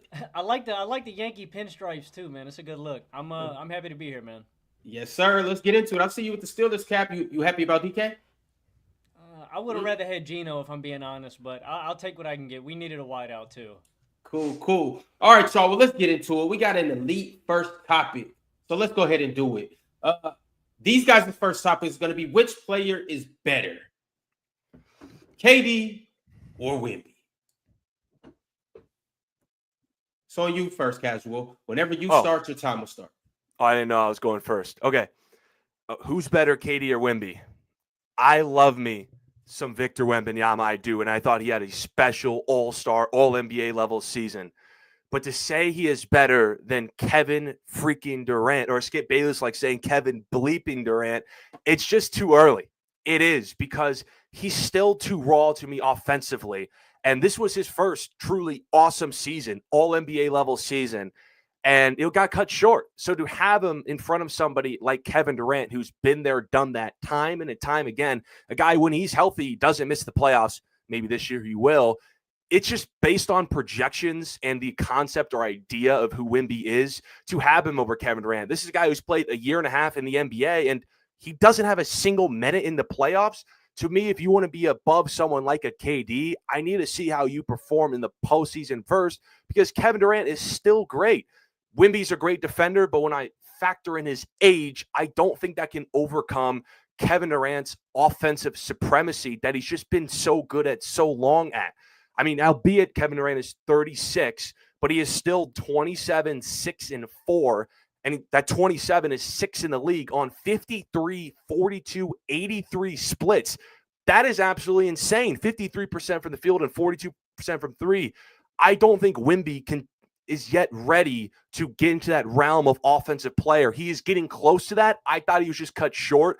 It's just only a matter of time. But as of right now, I think Kevin Durant is still the better player. All right, Logan, it's on you. Round one. Talk to us. Casual, I think you're taking this argument in the right direction. I think if you're going to make an anti-Wemby case right now, it's all about how raw his offensive game is. One, I don't think his offensive game is that raw. Now, is it going to fully translate to the playoffs the way he dominates in the regular season? I don't know. Time will tell. Like you said, he has yet to record a minute of playoff experience. The one thing I vehemently disagree with is the fact that you say it's too early. I just disagree. I think Wemby is a one-man defense already, and I think that's clearly been reflected in the Spurs' results with Wemby on the floor this year, and since he's been injured without him. There's a 10.3 points per 100 possessions differential defensively with Wemby off the floor versus on it. They go from what's equivalent to the 12th best defense in the NBA to what is the worst defense in the NBA without Wemby on the court. Not to mention, like, we've just never seen a defensive player quite like Wemby, 7'3" with an 8-foot wingspan. He's up near 4 blocks a game right now. Number one by 1.3 blocks per game, but I think Walker Kessler's in second. And he's averaging 1.1 steals per game. Like, Victor Wembanyama is a one-man defense. He immediately elevates you on that side of the floor. He's up near 5 stocks a game. And that's ridiculous when you're thinking about some of the names that he's in company with. Ben Wallace, David Robinson, Hakeem Olajuwon, some of the all-time greats. I already think he's there defensively. And then offensively, you're looking at a guy that's 35% on 9 threes a game this year. His touch is only getting better. And he converts at-rim opportunities easier than anybody else because of his incredible length. I think his offensive game is a little raw, but not raw enough to where I devalue his defensive impact. I prefer Wemby. Let's go, Casual. Like I said, I cannot argue those defensive stats. When I say one of the best defenders in the league, Wemby has the argument for it being the best because he's already given that impact. It's just it's just probably just how I rank players. When I factor in age, and I value offense slightly more than defense. So when I factor his age, he doesn't have a single ounce of playoff experience. So I don't know how he can get his shot off in the postseason. And just his shot selection, too, it's just too raw for me yet. When Kevin Durant, you just know what you're going to get. He's been an all-NBA second-team level player at the very least for a long time now. When Wemby had that level of season, it was just too short. I thought there was a game this year where it was Suns Spurs that showed what I am talking about. It was during the month where Wemby was truly awesome offensively in that month. I think he was like almost 30 a game. But in 34 minutes in a December game against Phoenix, he was 15 points on 33% from the field, 1 for 9 from 3. I still think his game is too raw offensively in a way where he also takes too many threes. I wish he had more of an offensive spot just yet. He takes too many, where Kevin Durant just comes in the game at 16 minutes. He left the game with an ankle injury. but he had 13 points, 63% of the field, and went 2 for 2 from 3. So when I think about Kevin Durant and Wemby, I think Wemby will be better than Kevin Durant next year. I thought he had the opportunity to possibly be better this year. It's just too early for me, for my sake. Back to you, Logan. Kick it off. I would never argue that Wemby's already better offensively than Kevin Durant. I mean, this is a guy with some of the best touch we've ever seen. He's just polished in a way. He's got that veteran presence and veteran feel. The one thing I'd say is that I don't think it's reflected in the Suns' team results, and I think that you can attribute this to roster construction or what have you, but the reality is that, you know, KD has Devin Booker alongside them, and while healthy, they've been a great team together, actually, but Wemby has had the responsibility of being the number one in the offense, and last year when he was a rookie, it was basically him creating all of the shots himself, and you're talking about him settling for threes. I think he's only going to get better as a jump shooter. I think a lot of people were critical about Anthony Edwards taking a lot of threes until he shot 40% from behind the arc, and then they go, maybe this isn't a bad shot. I agree with you. I think he needs to round out his game, but I don't think he's as far away as you're letting on. Like, still, in a playoff series, how are you going to take away lob attempts at the rim? How are you going to take away the looks that he can manufacture with his length right now? And the thing about KD's not the offensive player that he once was, and that's a point that I want to hammer home. He's not the same athletically. He doesn't exert a ton of rim pressure, and I think that's a real flaw when you're talking about him on the playoff stage. What is the fatal flaw of the Suns' offense? It's the fact that nobody can exert pressure on the rim. There's a lack of athletes, and there's a lot of redundant skill sets there. And so I think that KD is a little more flawed as an offensive player than you're letting on, and I don't think Wemby's as far away as you're arguing. I think he manufactures a lot of easy looks really easily. So, that's all right, so it is the third round, which means y'all have 3 minutes to go back and forth. I'll turn it over to you. I think Kevin Durant is not the polished offensive player he was when he won the MVP in 2014, or even in Golden State, or even in Brooklyn when he had that insane 21-22 season. But how I rank my players, if you were to ask me Wemby or KD, I have to bias the guy that I know what I'm going to get from more on a nightly basis. I have to bias the guy who's been there, done that. I just feel more comfortable. I think Wemby is on the trajectory. And if we had this conversation next year, March 16th, 2026, Wemby, in my opinion, will be better than Kevin Durant. But to me, when I look at Kevin Durant, who's been in the league for this long, which is 18 years now, and he's basically averaged 26 points for at least 10 of those straight years, pretty much every year he's been in the league, I know what I'm going to get. And with Wemby, the sample is just too small. I don't have playoffs. I only have, I don't know how many games it was. Was it like 40 games this season where it was all NBA level, but it's just 40 games? Kevin Durant, you got like 1,000. That's fair. And I think as your offensive number one, I think it'd be foolish to try to make a debate against KD when he's still at a really high level offensively. I think Wemby's in the most underrated archetype in all of basketball right now. These one-man defenses that can make up for all of these flaws. Like, you think about the guys that are around him, and he's elevated all of them. That defense has completely collapsed without him around them. In Evan Mobley, for example, a Chet Holmgren, these guys with freakish frames, with great defensive instincts and IQ, I just kind of think they can get taken for granted. Like, they are one-man defenses. And all the numbers I read off earlier about the statistical anomaly that Wemby is, some of the things aren't even accounted for in there. Like, guys not going to the rim literally because they know they're not going to get a shot off with Wemby. I just really heavily value that archetype, and I don't think he's as flawed as an offensive player. So I'm getting supreme two-way value. And I'm not saying that KD isn't a two-way player, because he is at this point in his career. He's a great wing defender. I just think Wemby's total value as a rim protector, as a one-man defense, and a solid offensive game right now just outweighs what I'm getting majority-wise offensively from KD. See, that's where I would disagree, because I do think Wemby is everything you say he is defensively, and it might be the best trait here. When we look at trait for trait, KD, Wemby's defense might be the best trait here. But then when I factor in his age, then when I factor in experience, factor in consistency and efficiency, then I give Kevin Durant the slight advantage. I think these are two players who are in the top 10, arguably. But if I had to separate, because I don't like to separate, I like doing tiers. But if I had to separate, I would bias Kevin Durant. Real quick, last thing. I think that is the best trait out of these two guys, and I think that's going to translate to the playoffs. I get you're talking inexperience. You can't you can't teach tall. You can't teach height. You can't teach that wingspan. And I don't think you're taking that away in the playoffs. All right, y'all. Let's run the poll, and you guys talk to us and let us know who won. Topic 1. Who's currently the better player? KD versus Wemby. We got Casual. We got Logan. All right, let's get into it, y'all. The next topic that we have is which team is the biggest underachiever this year.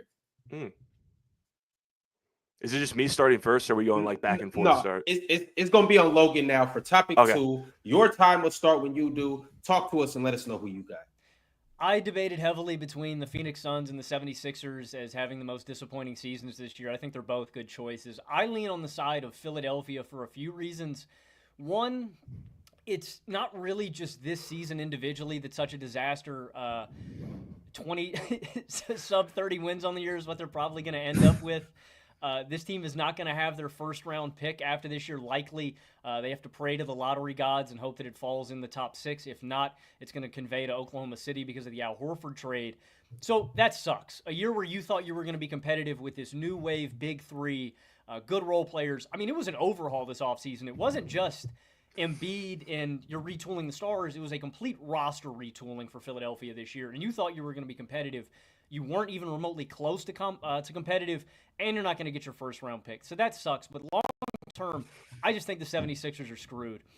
The Sixers are exploring a medical retirement for Embiid because his contract balloons to $65 million through 2029. PG is on a $55 million deal through 2028. And I think when you're looking long-term, they're going to have to build through the draft or get minimum free agents. Their stars are on the decline. They're often hurt, and they're not getting any better. There's just no real silver lining to this for Philadelphia. Your team is going to be bad. Your stars aren't going to be healthy. You're not going to be close to championship level, and you have no future. I just see no bright sides of these next couple years for Philadelphia. Back to you, Casual. Let's do it. Yeah, so I'm going to stick in the Eastern Conference, but I'm going to slide with the Orlando Magic for being the biggest underachievers to me this year, because when I think about this core in Orlando, they were destined to be one of the next best teams in the Eastern Conference this season. It wasn't that long ago, also known as last year, where they were up 20 points in a Game 7 at Cleveland. They could have very well been in the second round, and who would have known what happened because of how good this young core is and having one of the best defensive units in the league. All vibes in the offseason were like, hey, this could be a next 2 to 3, 4, 5 seed in the East. They just need to go in the offseason with their cap space, take another step development, and get better offensively with their young core. So what do? They continue to build around their number 1 pick in Paolo. They extend Franz to the Supermax. They sign KCP to be that shooter. And after a quick hot start, it's been all downhill from here. Their stars got hurt, including Jalen Suggs. But now they're just bad, even when they're back. Although they just beat Cleveland, they've been bad for the most part. And it feels like a waste of a season, which is truly disappointing because we all expected them to be maybe not a contender, but a surefire. This is a top 5 seed in the East. They're 32-37 in the Eastern Conference. There's free wins all over the place, and they're the 8th seed when they won 57% of the games this year. They're still, by the metrics, I'll get into it later, one of the worst offensive units in the league. They didn't solve any of their problems. They have just regressed. Round 2, Logan. It really surprises me that you choose Orlando because I actually think this is it's disappointing for sure, but I think it's a somewhat encouraging season. I wasn't locked into Orlando being a top 5 seed. Now, granted, I think health is the biggest thing that factors into that with the absence of Franz for some time, with Suggs, with Paolo. I think that goes without being said, but this offense was a fatal flaw, and I don't know what people thought that they saw last year that would convince them that this would be a dramatically better half-court offense. This team has been great because of their defense, and that's really why I think I'm encouraged about the future with Orlando because I think Paolo can be better. The 5 games that we got from him at the beginning of this season, with how good Franz has been, with the resurgence of his touch and his shooting ability. More importantly, though, it's the guys that stepped up in absence for them. Goga Batadze was anchoring an elite defense when all these guys were injured, right? Anthony Black stepped up and gave them great minutes. Tristan Da Silva is a young guy that I like a lot and is giving them good minutes. It's like I get what you're getting at, and it is disappointing because you didn't get better, and it felt like you were on the cusp of something special with Paolo's amazing series against Cleveland being so close to knocking them off in the first round. But I think the future is bright for Orlando. I think Paolo's going to get better. I think Franz is going to get better. I think there's a lot of young talent that you like. I think there's a lot of value-friendly contracts here in Orlando, and they're on an upward trajectory where I think when you look back at Philadelphia, the roller coaster is going downhill, and it's not slowing down anytime soon. It is rapidly gaining traction downhill. So I just think Orlando's future's bright while Philly's isn't.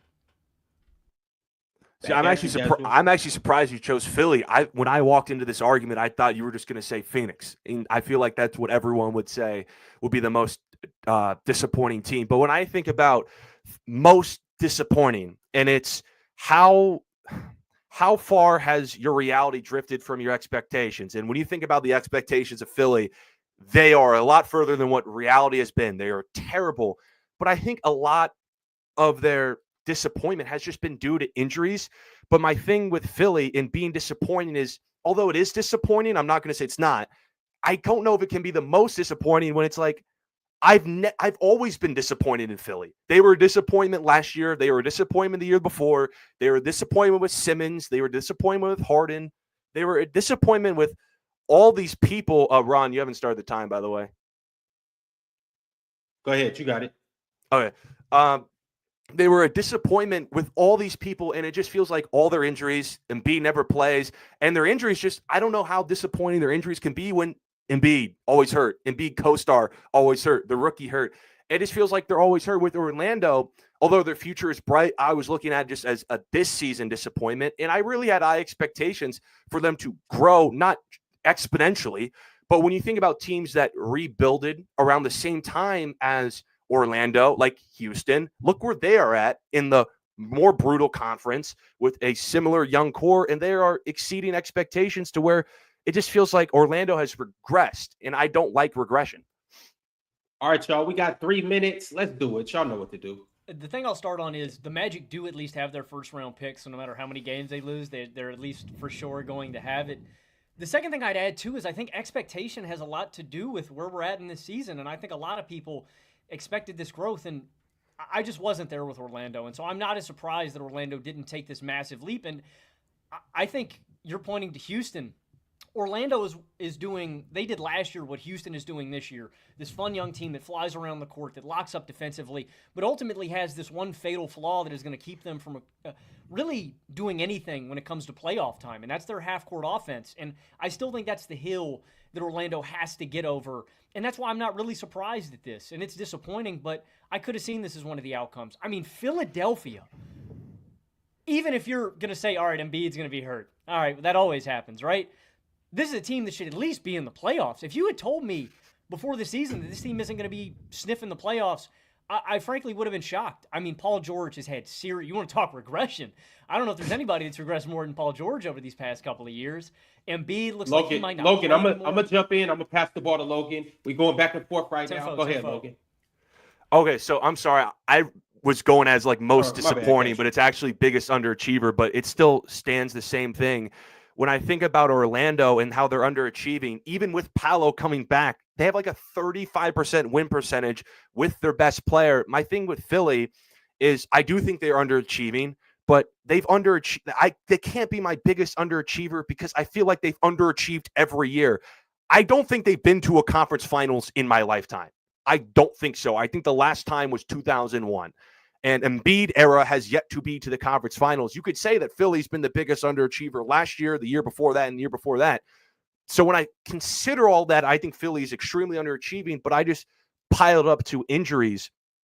And when I look at Orlando, the fact that they won 57% of their games last year, and they're 5 games below 500 in the Eastern Conference, and they can't seem to win games, even when their best players are playing, it's extremely disappointing.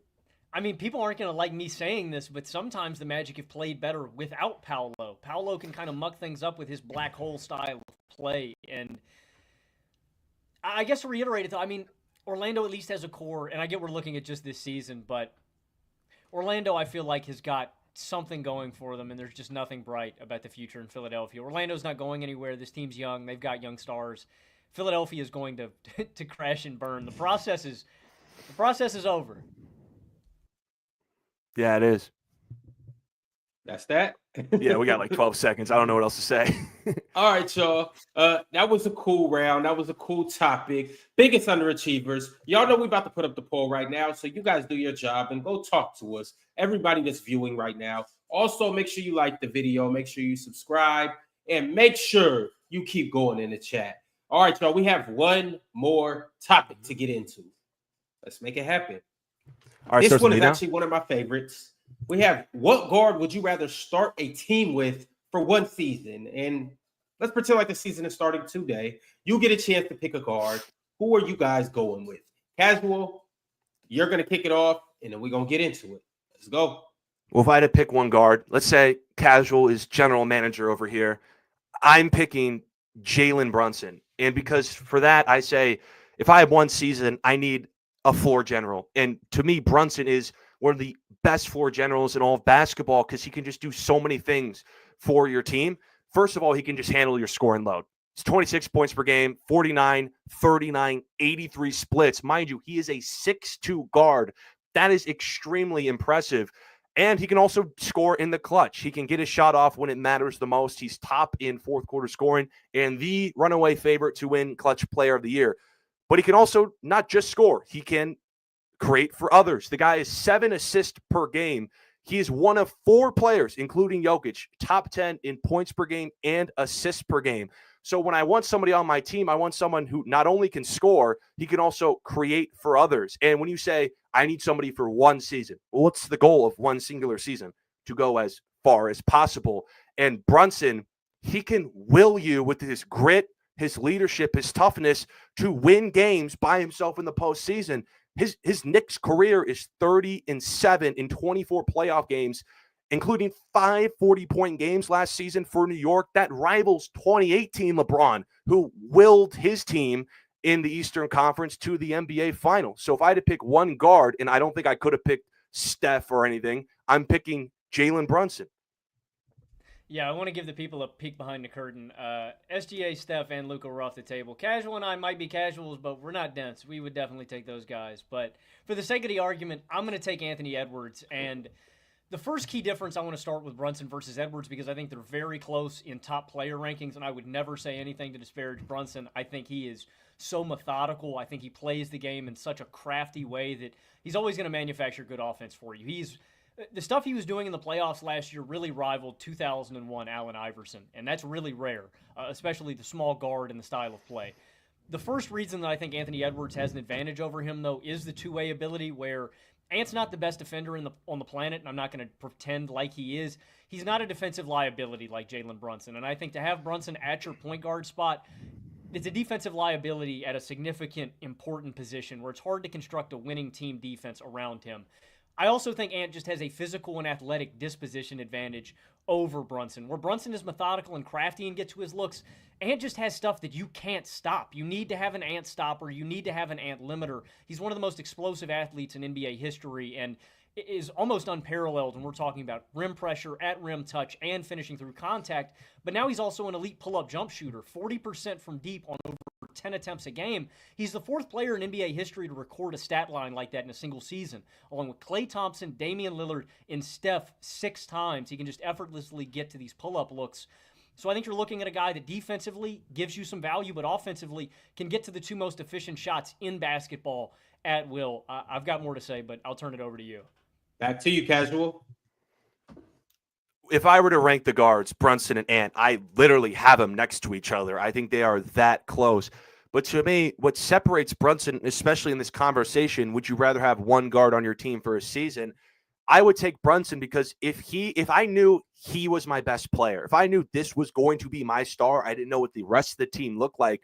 I'm also going to take the guy who is also better at creating plays for others. I think Jalen Brunson is the better playmaker, albeit Ant is the better defender. I've seen guys like Steph, I've seen guys like Luka go to the NBA Finals as not great defenders or all-league defenders, especially Luka as a negative defender, go to an NBA Final. So that's not what I'm worrying about is defensive liability for one season. I'm worried about what can you do to will my team for one season, and I think that's what Jalen Brunson can do. Statistically, he's the more efficient player. I think he's the better player. I think he's the more clutch player. I think he's the better playmaker. So when I need to pick somebody to lead my team for a season, I'm going to take the better floor general. And what Jalen Brunson can do is not only can he score just as many points as Anthony Edwards, he can create more opportunities for others. I wouldn't argue about the playmaking gap, and I think if you were going to argue something against Ant right now, it is that primary ball handling and facilitating. I worry about him a little bit in those playoff things. I want to touch on something you said about Brunson's defense that I do disagree with. You loop him in with Luka as a defensive liability. And just for an example, Luka is a defensive liability, right? We saw in the NBA Finals, I don't want to excuse or brush under the table. That's one of the most embarrassing defensive efforts and performances I've ever seen on a big stage from an NBA player. Like, it was abhorrent. It was ugly. Brunson is a guy that you just can't hide.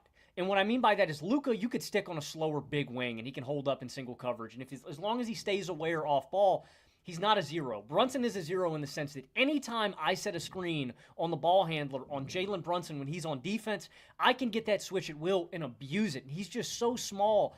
It goes beyond just being a zero. He's an actual liability and a guy that I think in a team defense context is your weak link that you can exploit if you don't have the personnel behind him. To the point on offense, I think you do make a good point. I think Brunson's better as a playmaker. I think Ant is going to grow there and I think could blossom in front of our eyes. If you guys get the rim pressure that Ant does on the rim, I think that's going to create opportunities. He's in a really bad, not in the worst situation, but in a bad spacing situation. It's gotten better. The T-Wolves been playing better, but I just think he does stuff that you can't stop. And if you don't have a defensive player that can X out Ant, he is going to destroy you because he's too explosive as an athlete and he's too great as a pull-up shooter now. I really think he's one of the best jump shooters in the league and one of the best athletes. 3 minutes. Let's get into it. I get the defensive argument on Jalen Brunson. He is 6'2". He is not as quick nearly as Anthony Edwards and athletic. And teams are going to probably try to get him in the pick and rolls. But what I've seen in the last 2 seasons, a 24-game sample, that's pretty good for Jalen Brunson in the playoffs, in the MSG lights for one of the biggest brands in basketball. It seems like his offense has been able to overcome it at just scoring at will. And this is not just, I'm putting up 40 points. I'm doing it Monday, Tuesday, Wednesday, Thursday, Friday, game 1 through 7. Because what I think Ant right now, I think averages more points. Floor for Brunson, as far as a consistency basis on offense, I think is better. He is more efficient, and I can rely on him more to create offense for my team. So when I have to pick one guard, I don't know what my team looks like. I just need one guard to lead my squad. I'm picking a guy who I think is the better leader on the basketball floor, a guy who I can rely on consistently and feel like he has less of a bad game than Jalen Brunson. That's an excellent argument, Casual. I got to tip my cap to you. I think that is the argument if you're going to make one offensively in Ant versus Brunson. I think that it's the floor versus ceiling debate, and I think his floor on a game-to-game basis, because he's so methodical, because he's so consistent, because he's so crafty, his floor is higher. That being said, I don't want to do this comp because it's going to make me sound like a jackass right now, but it could age poorly. It could age great. I think Ant is one of those special guys that when he breaks through in the playoffs is going to break through in a big way, and I think you're looking at a killer, at an assassin, at a guy who is nuts. I think Ant is one of those psychos that I want on my basketball team, and I think when he breaks through, it's going to be one of those all-time breakthroughs where they break through and they win the championship. I think I'm getting a killer with Ant, and he can have an off game, but I think those off games are getting further and far in between. I think this is a guy whose floor is getting better on a game-to-game basis. And you're right, because I think the area that Brunson has the advantage in is in that intermediate area where Ant lacks that elite touch. But again, he gets the 2 most efficient looks in basketball. He's improved a lot as an off-ball scorer this year and working within the flow of the offense. And I think his playmaking game is growing, and I think he's getting better at that in-between area. And so the slight offensive floor gap that Brunson might have right now, to me, is offset by the massive defensive gap. And I still think Ant is such a problem if you don't have a guy that can stay in front of him. I mean, look what he always does to the Nuggets. I saw last year, Ant, it reminded you shades of Kobe, MJ, athleticism, intensity. I know you didn't want to do it, but final seconds here, I'd like to push back and say I see that killer in Jay Brunson as well. because the game he got hurt against my LeBron James Lakers, he just completely took over that fourth quarter and one after and one. He was pumping to that crowd. He leads the NBA in fourth quarter scoring, or at least he's top, and he's going to be the favorite of clutch player of the year. So this is somebody who I think when it matters in the bright lights can also be a killer as well. Y'all, this was a hell of a debate. Everything I expected it to be and more. Appreciate you fellas for coming up here and throwing jabs, haymakers, and hooks.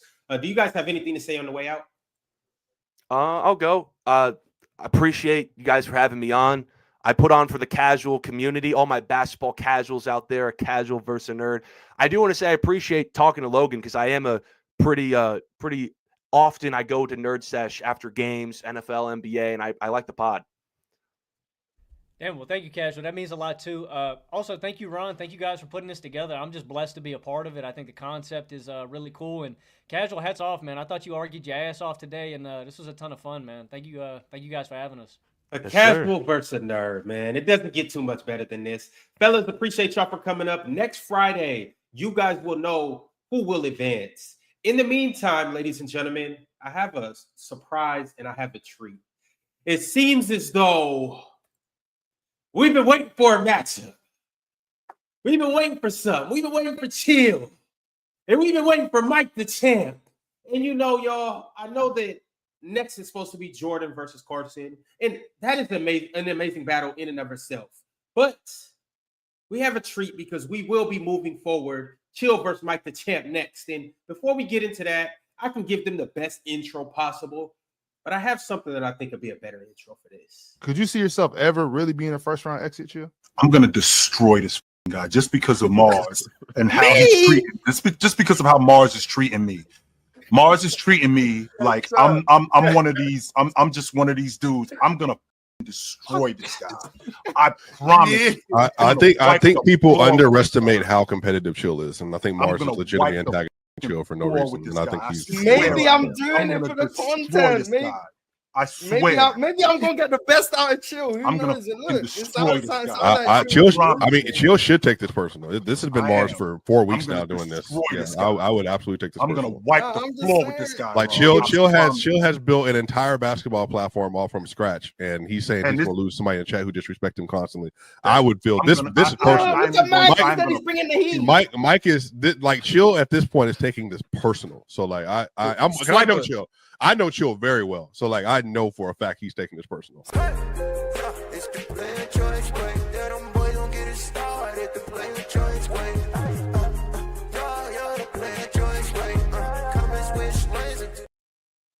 Let's get into it, y'all. We're not going to hold y'all any further. We're not going to wait any longer. Let's get into it. Chilltown said everything he had to say, but Chill, you got anything else? No, I don't. Let's go. Nothing else? Nope. Chill, ready to get straight to it. Mike the Champ. Mike, you hiding from us? Ain't nobody hiding. Mike, you scared to show your face? I ain't turning the camera on, but let's get into it. Oh, Mike's scared to show his face to the public, but let's get into it, y'all. We're not gonna pressure Mike or peer pressure him into putting his camera on. If you don't ain't nothing to it. I just ain't turning it on. Oh, ain't nothing to it. All right, okay. Well, here we go, y'all. This will not be the first topic. Y'all see what we got. The first topic that we're gonna rock with is, hold on, give me a second, fellas. I know I gave y'all order. The first topic is, which team has the best starting lineup in the NBA? Chill, you are going to kick things off. Let's get into it. Who you got?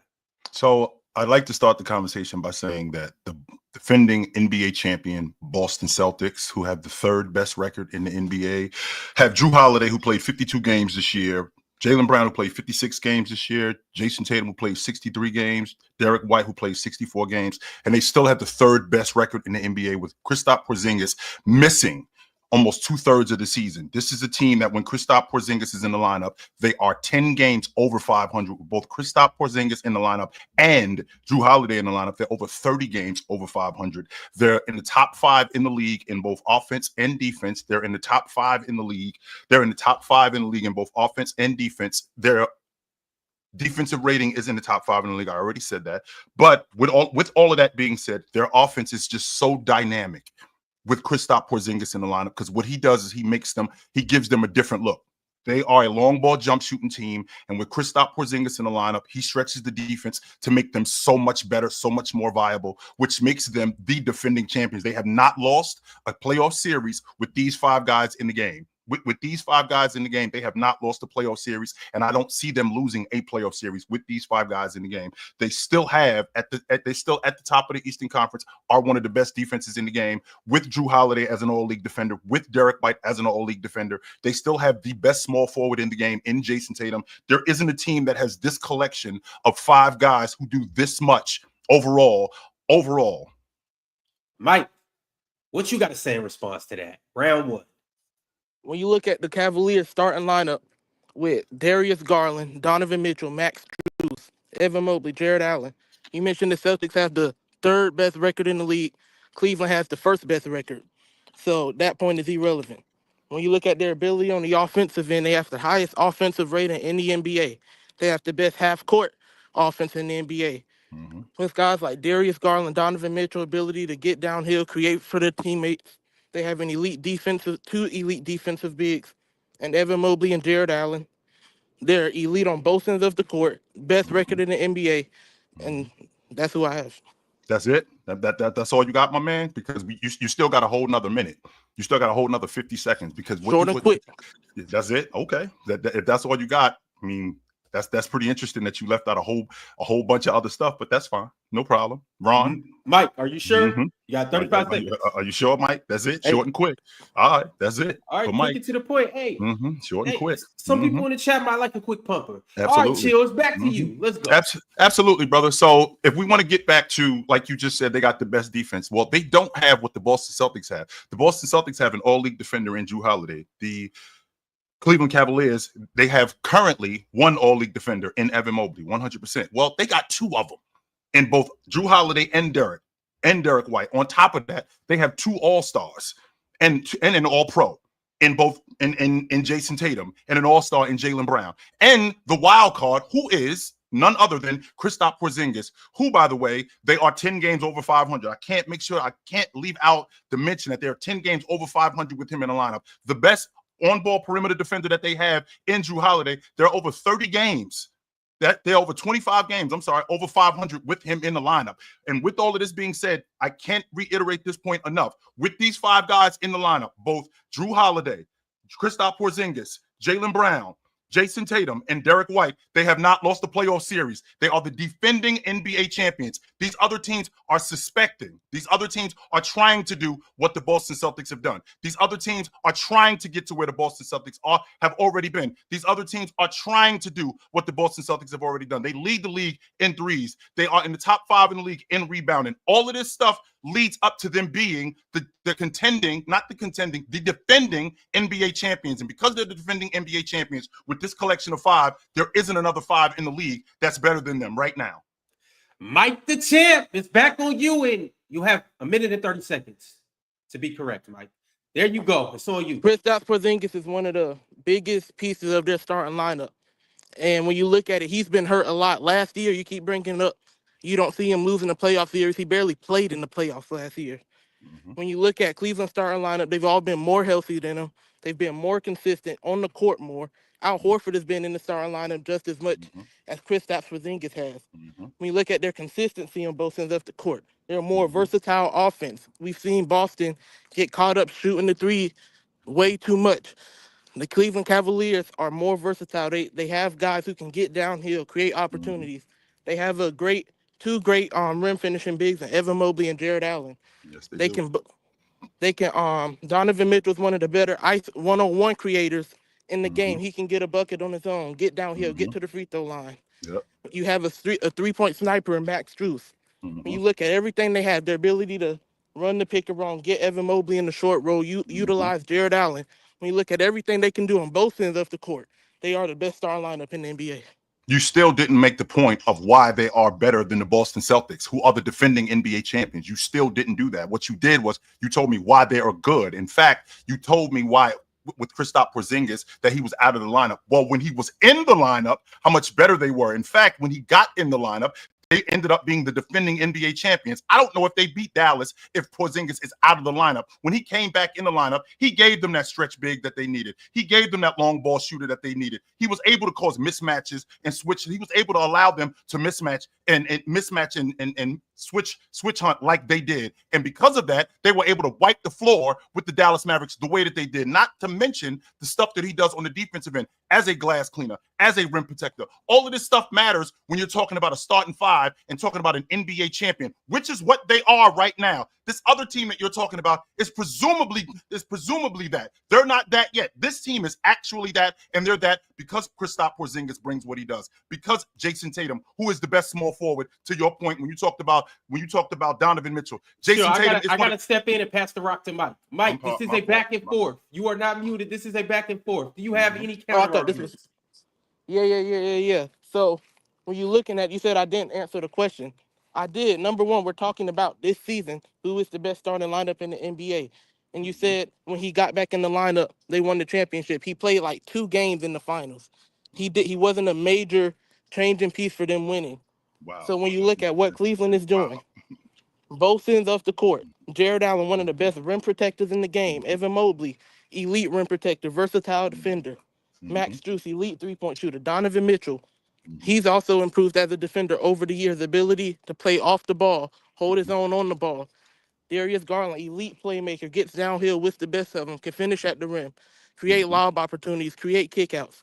When you look at everything they have, there's no reason why this team won't translate to the playoffs and end up being the best lineup in the league. All the difference, though, with that, Mike, is that this team actually did translate to the playoffs. This team actually did do everything that you're saying Cleveland can do. This team actually did it already, and they got the same starting five back. Kristaps Porzingis just got back in the lineup, I think, on Saturday when they played against Brooklyn, and he had a double-double. So the same team that won the NBA championship last year with the highest offensive rating in NBA history and a top 5 defense is right back to it. So everything that you're saying about Cleveland this season is what Boston is. Everything that you're saying about them. And they have not lost a playoff series with all 5 of these guys in the lineup, with this collection of talent in the lineup. There has not been How one many team series that all 5 of these guys play?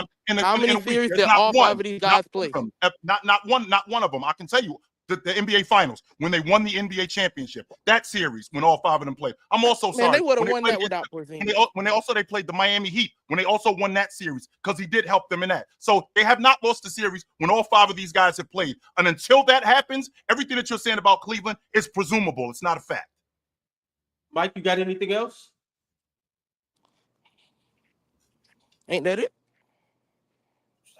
It looked like there's more time on the clock to me. Anything else? Nothing? My screen to say 0-0. But if there's no time, then yeah. All right. So you're saying everything I'm saying is not a fact. What I'm saying is Kristaps Porzingis is not the determining factor of them winning. When you look at how he's been in and out of the lineup, you can't rely on him to be in the lineup consistently in the playoffs. You can rely more heavily on Evan Mobley and Jared Allen to be there in the playoffs. When you look at everything they do, we've seen Donovan Mitchell. This is the same Jared Allen who missed last year in the playoffs too. Since you're on the subject of guys getting hurt, this is the same Jared Allen who didn't play in the series against the Boston Celtics, being more reliable. Really? Is that what you're trying to sell to people? Guys being more consistent when he was out of the lineup last year? Yeah, but he was in the finals when they won the NBA championship to help them be the defending NBA champion. He was there then, but he played enough so they can win it. He played enough so they can win it. He barely played the first 3 rounds of the playoffs. He played enough so they can win the NBA championship. Way more How about that? Al Horford played way more than him in the playoffs. It was a more consistent starter than Kristaps Porzingis. All right, y'all. That was a hell of a first topic. Everything that we all expected it to be, right? Well, as if that wasn't enough, let's get to topic 2 because things get a little more interesting. We got James Harden, who played with Tyrese Maxey last year. And then we got Tyrese Maxey, who is ultimately the better player. Chill, you started round 1. I did start round 1. This on so, Mike, you're going to kick off round 2, and you know what time it is. Your time starts when you do. When looking at James Harden versus Tyrese Maxey, you have to look at their skill set and how what they do impacts the game. James Harden, as an isolation player, to this day is still one of the best players in the league. His ability to create for himself off the dribble is still better than Maxey. If you don't believe it, the numbers back this up as well. He's in isolation 9 times a game, averages 1.3 points per possession in isolation, Maxey is in isolation 4 times a game and only averages 0.87 points per possession. When you look at James Harden as a playmaker, his ability to score causes havoc for the defense. When he gets down in the paint, defenses have to collapse. This opens up opportunities for his teammates, opens up lob opportunities for a guy like Zubac. His ability to floor raise is still on another level than Tyrese Maxey. With James Harden on the court, the Clippers have a net rating of +3, while with Maxey on the court, the Sixers have a net rating of -1.6.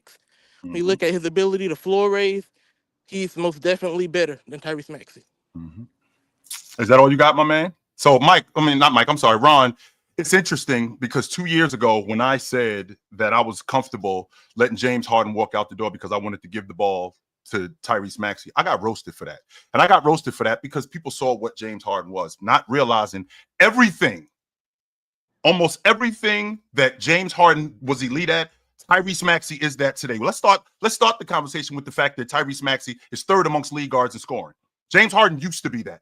Let's also start with the fact that he's in the top 10 in the league in scoring. James Harden used to be that. And Mike, you brought up isolation scoring. So James Harden is number 1 in the league in isolation. He is number 1 in the league. He plays, I believe, 30%, 35% in isolation to Tyrese Maxey's 16% in isolation. He turns the ball over way more. Not only does he turn the ball over way more, Tyrese Maxey turns over the ball way less at a 10% rate. And since we're on the subject of guys of his strengths, since we're on that subject, we're also talking about a guy who is great in transition because that's who Tyrese Maxey is. One, what James Harden used to be. He averages more points per game in transition than James Harden. That's why James Harden used to be awesome. Not only that, we're also talking about a pick and dive guy. James Harden used to be awesome in pick and dive. Tyrese Maxey is much better in pick and dive today, and he's much better in pick and dive today. He's much better in transition. I'll give you the isolation because he plays more, but he also turns the ball over more. Because he turns the ball over more, that makes him less effective. Why? Because Tyrese Maxey is much more efficient. This is a guy who has a 6-to-2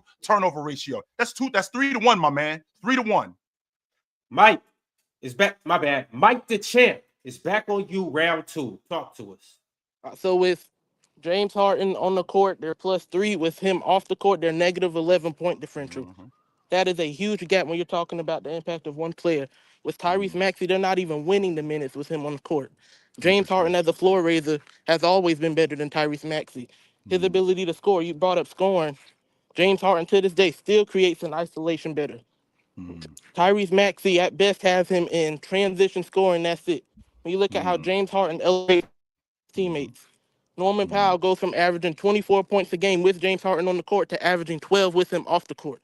When you look at how James Harden elevates everyone around him, how he's always been able to elevate the players around him better than Tyrese Maxey. The Clippers have exceeded preseason expectations with James Harden leading the team compared to with Maxey at the helm. They've underperformed this year. When you look at everything James Harden brings to the table as a playmaker, as a scorer, as a floor raiser, there's no doubt he's better than Maxey. It's interesting you bring that up, Mike, because a lot of their offense is created by their defense. That's per James Harden, who said that. This is one of the best defensive teams that I've ever been on, and that's per their perimeter defense. But you just brought up a really interesting point about Tyrese Maxey, who, by the way, James Harden used to be a great pick and roll guy. Well, James Harden is not as good a pick and roll guy today as what Tyrese Maxey is, who only plays 1/3 of his offense in pick and roll. With him playing 1/3 of his offense in pick and roll, not only is he awesome, not only is he great in pick and roll, right? We saw that as evidence when they played against the Boston Celtics because he on Christmas, because he's so good at mismatch hunting and he's so good at getting downhill and getting to the rim and finishing, which would explain the 33-12 and only 3 turnovers that he has. So since we're on the subject of efficiency, and let's get back to him. Let's get back to Tyrese Maxey in transition because we're talking about a guy who also has a 53% conversion rate in transition. That's because of the athleticism that he has. So now what I have from you, Mike, and I am challenging you right here on PC to tell me why you're taking the guy who's 12 years older, who's less efficient, who doesn't take care of the basketball nearly as much. Not only does he not take care of the basketball nearly as much, he doesn't score it as much. Why are you taking that guy over the guy who's 12 years younger, more efficient, better in the pick and roll, better in transition, and everything, not some things, everything that you used to do in transition, everything that you used to do in the pick and roll, he's better than you at that. Why are you taking the guy that's 12 years older than him as opposed to taking the younger guy today? Why are you doing that, Mike? I'm all ears. It's 3 minutes, Mike. Kick us off. Number one, back and forth. You keep saying Tyrese Maxey is a better pick and roll player than James Harden. That is just not true. James Harden is a far better pick and roll player. His ability to score causes more havoc for the defense when he gets inside the paint. As you can see when he's throwing lobs to guys like Zubac, getting kickouts to guys in the corner. There's no way you're going to sit there and say Tyrese Maxey is a better pick and roll player than James Harden. I'm When you look 100% and you going to said, say why that. am I taking a guy? 100%. I'm talking about the player who's better right now, not who I'm taking Yeah. for the future. So Right. we're Today. talking about the player That's who's what we're talking 12 years about. younger. We're talking So about who's today. just a better player right now? James Yeah, Harden, we're now talking the about floor today. raiser, his ability to operate the pick and roll, play Yep. make for his teammates. Yes, He's sir. better than Tyrese Maxey, and that's a fact. Interesting you bring that up because you brought up the numbers. Even though Tyrese Maxey at 33% per NBA.com plays in the pick and roll, and he averages 8 points a game in the pick and roll. That's more than James Harden. That's 100% more than James Harden. When you just brought up numbers, not only does he average more in the pick and not only does he average more, he turns the ball over at a less rate than James Harden does in the pick and roll. Per NBA.com. That's not my opinion. That's a fact. The These game are the at numbers. the level that James 100% Harden they has. are. Well, this is what you're trying to sell everybody. You're trying to sell everybody that James Harden is impacting the game more, leaving out the fact of how good of a perimeter defense that he's on, since he's the one who said that, not anybody else. He's the one who said the defense is that. a major part, but offensively, that's one of the main they reasons. fall off That's a one of the cliff main when he's reasons not on why. the court. But Like it's I interesting said, you say that because they do the same. with When I think James about Harden on the Tyrese court, Maxey, the guy that everyone praises, Norman Powell, averages 24 points. With James Harden off the court, that cuts in half to 12. So when you're talking about all these other players they have, yes, they have a great defense. But when you look at the other offensive options, they would fall off a cliff if James Harden wasn't on the team. You know that, and I know that. Well, I don't know that. In fact, what I do know is I know what the numbers tell me, and I know what Tyrese Maxey has shown me. I know that. I just gave you the numbers. I just gave you the numbers. What I am sorting. What I am citing. I am citing these facts per NBA.com. Per basketballreference.com. This is where I'm getting my information from. And all of the information that I've got tells me that Tyrese Maxey is better than James Harden today. He's not better than him 3 years ago. He's not better than him 5 years ago. He's better than him today. He's better than him in the pick and roll. He's better than him in transition. He's better than him in pick and roll player than James Harden. He's better than him in 100. He's better than him in pick and roll. He's better than him in transition. So who's a better playmaker? James Harden. Well, I'll definitely say it's Tyrese Maxey because I don't just think about playmaker. I don't see you only look at playmaker. You only look at playmaking on one side of the basketball. I don't. James Harden is slower foot today. Tyrese Maxey competes way more on the defensive end and makes plays on the defensive end way more than James Harden does, which makes him a playmaker way more than James Harden does. James Harden 100% is getting staged on defense by the other guys. No, he has not. No, he has not. That's why that team is as good as they are. But that's why they're good as they are on defense. They both average around the same amount of steals. He is not just playmaking on the defensive end way better than James Harden. That's just not true. All right, fellas. Hell of a topic 2. We will be moving on to topic 3. Yes, sir. In the meantime, y'all already know the drill. Like the video, subscribe, and let's keep it pushing. Topic 3, this is what we're looking at, y'all. And once again, I mentioned this last round or last debate. I'm going to mention it this debate. We aren't just debating the Celtics versus the Cavs or LeBron versus whoever else. We got to talk about the lower level teams too. Why? Because this is the NBA, and on the PCL, we talk ball, we talk hoops. So let's get into it, y'all. Yep. We have the Charlotte Hornets versus the Washington Wizards. The question is, now I know up here it says which team will make the playoffs first. No, the question is which one of these two teams will beat each other in a playoff series. Talk to me. Let's actually talk ball. Chilltown is on you to kick us off. And it's interesting that we got two of the worst teams in the league. And why are these teams bad? They're bad because almost everything that you're not good at, everything that you're good at, they do it the other way. But as bad as Washington is, Charlotte is worse in almost everything that they're worse in. I mean, we can start the conversation with how much they score. I mean, they're giving up 100 and they're scoring 109 a game. That's well below league average. This is Charlotte against Washington. They're scoring 109 a game. League average in terms of what they do on defense, Washington is scoring 118 against Charlotte. That's well above league average. I'm not going to stop, and I'm not just going to stop there. They've beaten them 4 times. And the 4 times that they've beaten them, And the 4 times they've beaten them, they've averaged 118 points over that point in time. They get to the free throw line way more than they would when Charlotte is playing against anybody else. They're shooting almost 47 free throws a game against the Charlotte Hornets. They're shooting almost 24 free throws, which is more than what Charlotte gives up normally. They're giving up all of that. With all of that being said, the difference in this is the Washington Wizards bench. I can't tell you how much different the Washington Wizards bench is different than what's going on in Charlotte. And I won't bring up, I will bring up what LaMelo Ball in the three of the 4 games that he's played, he's had more turnovers than assists against the Washington Wizards. So I think that this team, Washington, would just be much better. Big Mike, take it away. All right, when looking at who would win in the playoff series, number one, the Hornets have the best player in the series. They have another guy, best player in LaMelo Ball. They have another guy, Miles Bridges, who's a really good scorer, who's super athletic, can get out, run in transition, finish at the rim. They have another guy who's a high-level scorer as well, and Brandon Miller, who's a great floor spacer and can shoot the three. When you look at the Charlotte Hornets, they are 30th in opponent points per game. You're talking about defense. They are last in the league in opponent points per game. They are 16th in the league in rebounding. When you look at the Charlotte Hornets, they are 6th in the league in rebounding. They are top 5 in the league in offensive rebounding. They are a far better defense and rebounding team than the Washington Wizards. When you brought up they swept the season series. The regular season does not always determine who wins in the playoff series. No, it does not. We saw in 2020 the Magic won the season series against the Bucks and got smoked in the playoffs. In 2014, the Miami Heat got swept in the season series versus the Brooklyn Nets and mopped them out the playoffs. So the regular season is not the end-all, be-all determining factor of who would win in the series. When you look at who's just the better team from almost every statistical point of view, it's the Hornets, and it's not close. It's interesting you mentioned that. So in the regular season, those guys that you mentioned, the Miami Heat in 2014, they ended up in the NBA Finals. The Miami Heat are a far cry from the Charlotte Hornets. The Miami Heat are a far cry from the Washington Wizards.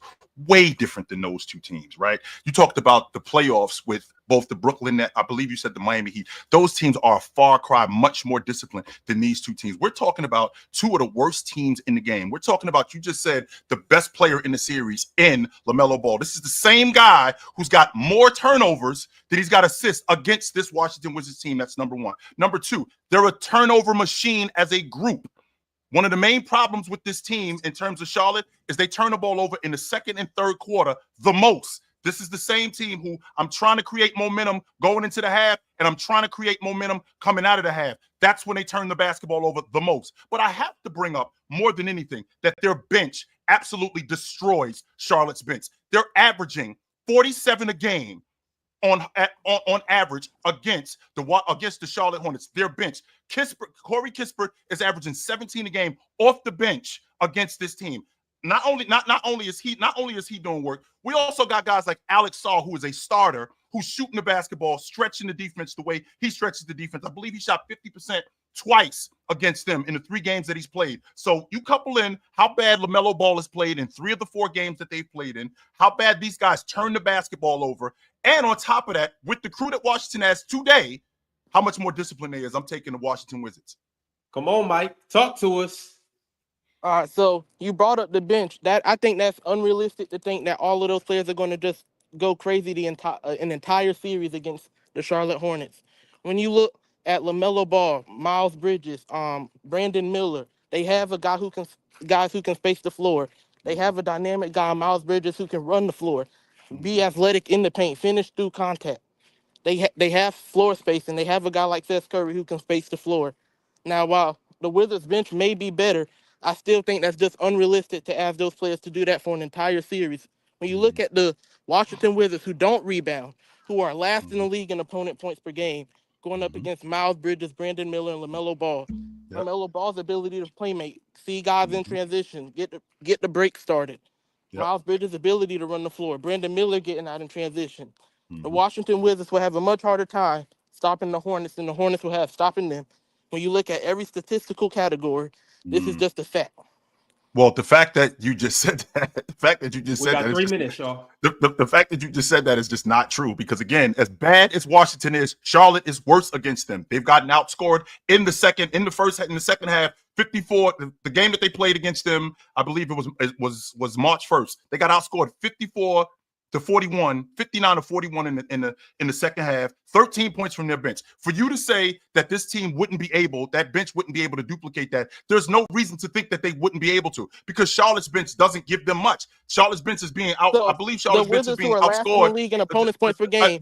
How do you think they'll fare against the Hornets? Charlotte's bench, and I'm glad. Well, it's paired pretty good because they're averaging 100. They're averaging 118 a game. That's almost 10 more points than you guys are averaging against them. So, which goes back to my original point that you're making for me, when you Mike. look at those games, Washington is, you guys are worse against them. Players were almost out everything. in those games. Everything, turning the basketball over, not just turning over the basketball, but also to not just turning over the basketball. Your rotation players, almost everything that you do is worse against them. So there's no reason to think that while this team, as bad as Washington is, they beat you guys, and that sounds like a you problem. That sounds like a you problem. That's not a me problem. We're talking about so why should I think? How would they be able to stop all of those players? So why should I think that LaMelo Ball is going to play if he didn't play in the regular season? Why am I supposed to think because that? We're talking about in the series when healthy. We're not talking about if this guy and that guy is out.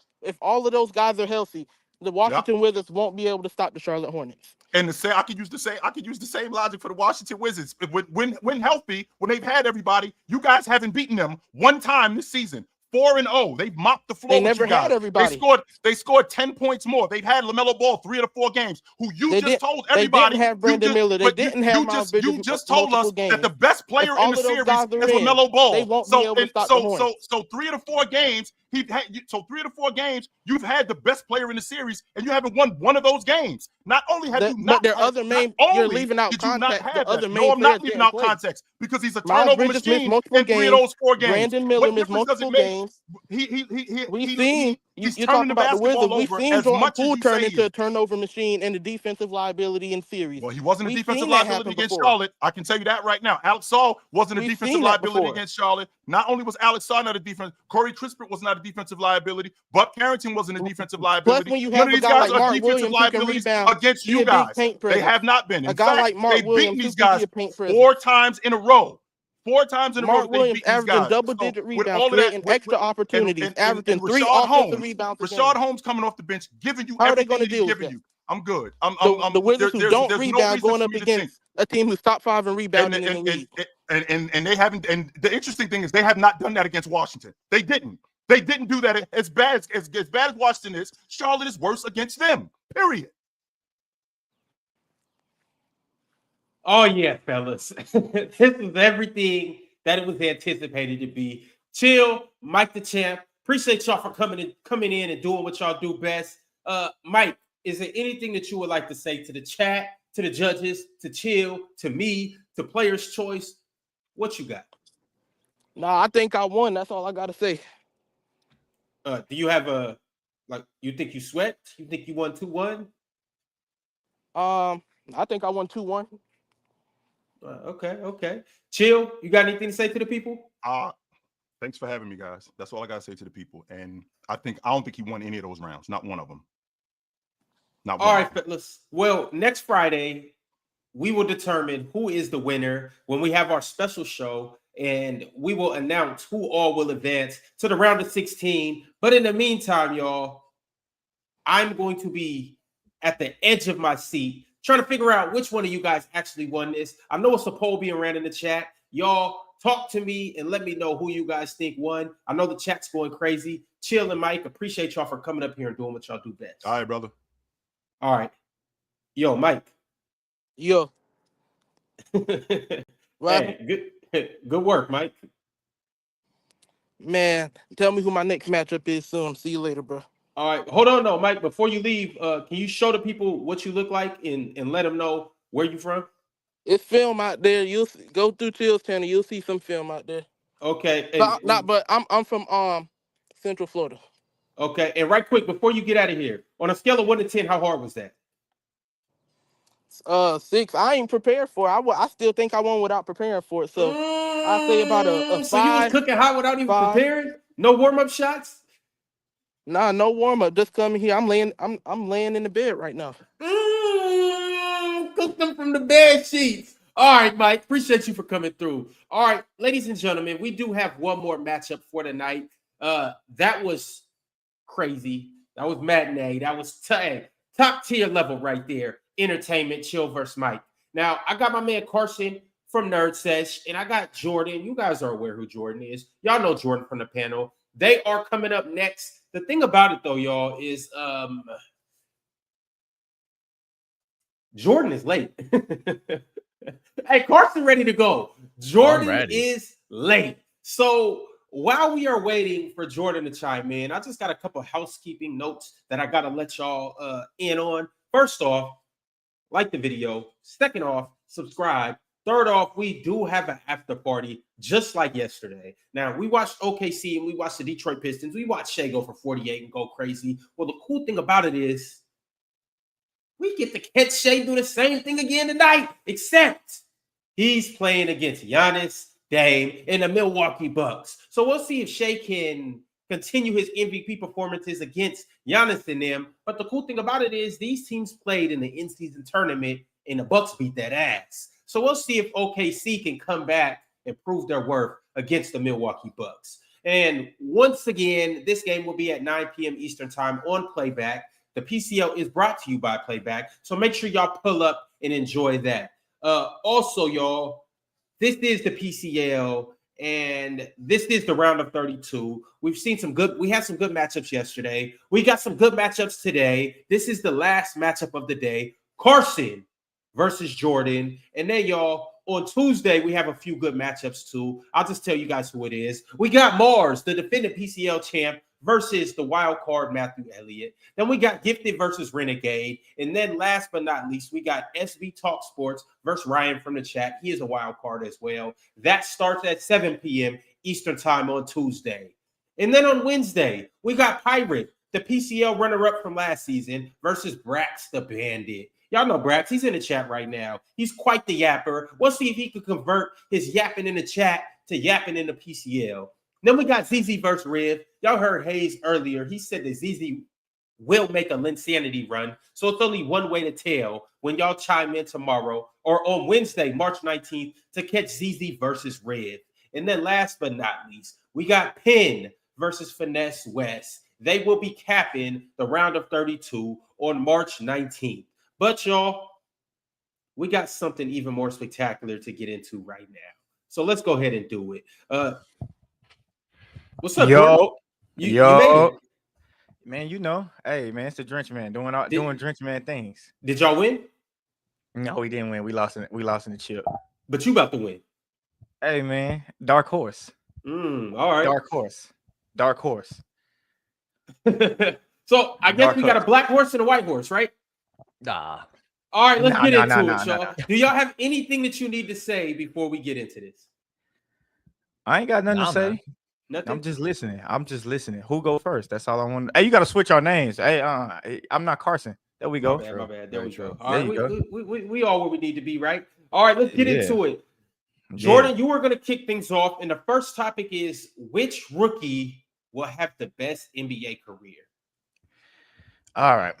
So I'm gonna start off. I want to say first of all, I'm a huge fan of Klingon just because he number one, he's an amazing defender, and he's just a competent big man. And it seemed like, you know, it's just a shortage on that in the NBA. But when I think about careers, that's what we're talking about, right? When I think of individual careers, I'm gonna give you that. I think Klingon over his career might be like an NBA champion. That's because the impact he has on the defensive end. You know, he's gonna be that missing piece on that end.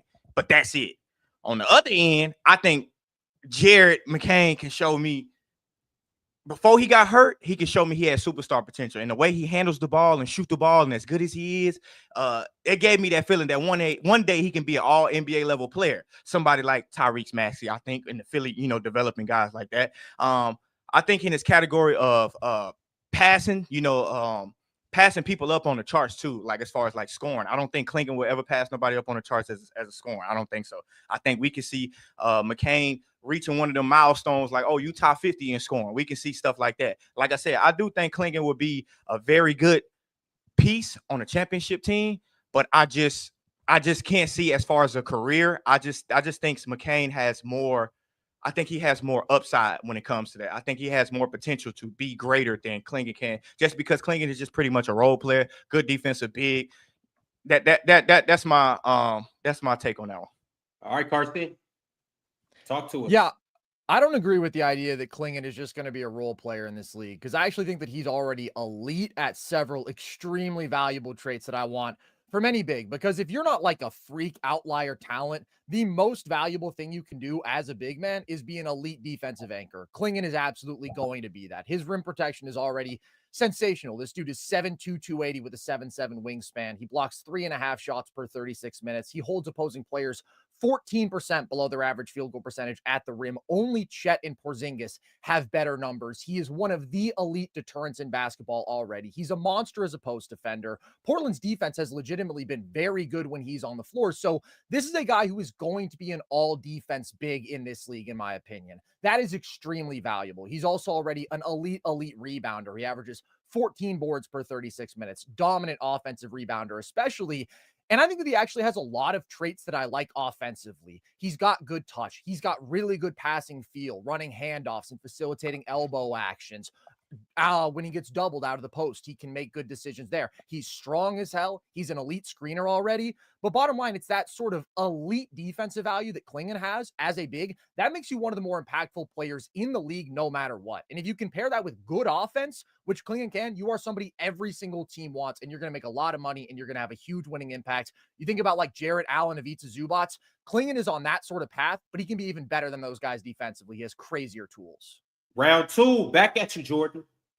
Okay, so Carson pretty much said exactly what I said Klingon would be. You'd be a very good defensive player. All the things that you said about Klingon on the offense is just fluff. Yes, he's a good screener. Yes, he got good touch around the rim. He can't create a shot for himself. Not very many people. He's not Karl Malone and John Stockton where they're going to create shots for him. That's not where he's going to get his money at. He will be a staple on defense, but when it comes to the offensive end, he'll be a good threat. Not as far as the numbers wise. I don't think so. I think Jared McCain on the offensive end definitely will have numbers wise. I think he has potential to be a 25-a-game scorer. And when we talk about that as far as his career, that could be first team. That could be first team All NBA. That's for sure. Also, when we talk about Jared McCain becoming the number one option, he can definitely do that. So he get that number one option with the potential that he has to score the way he has.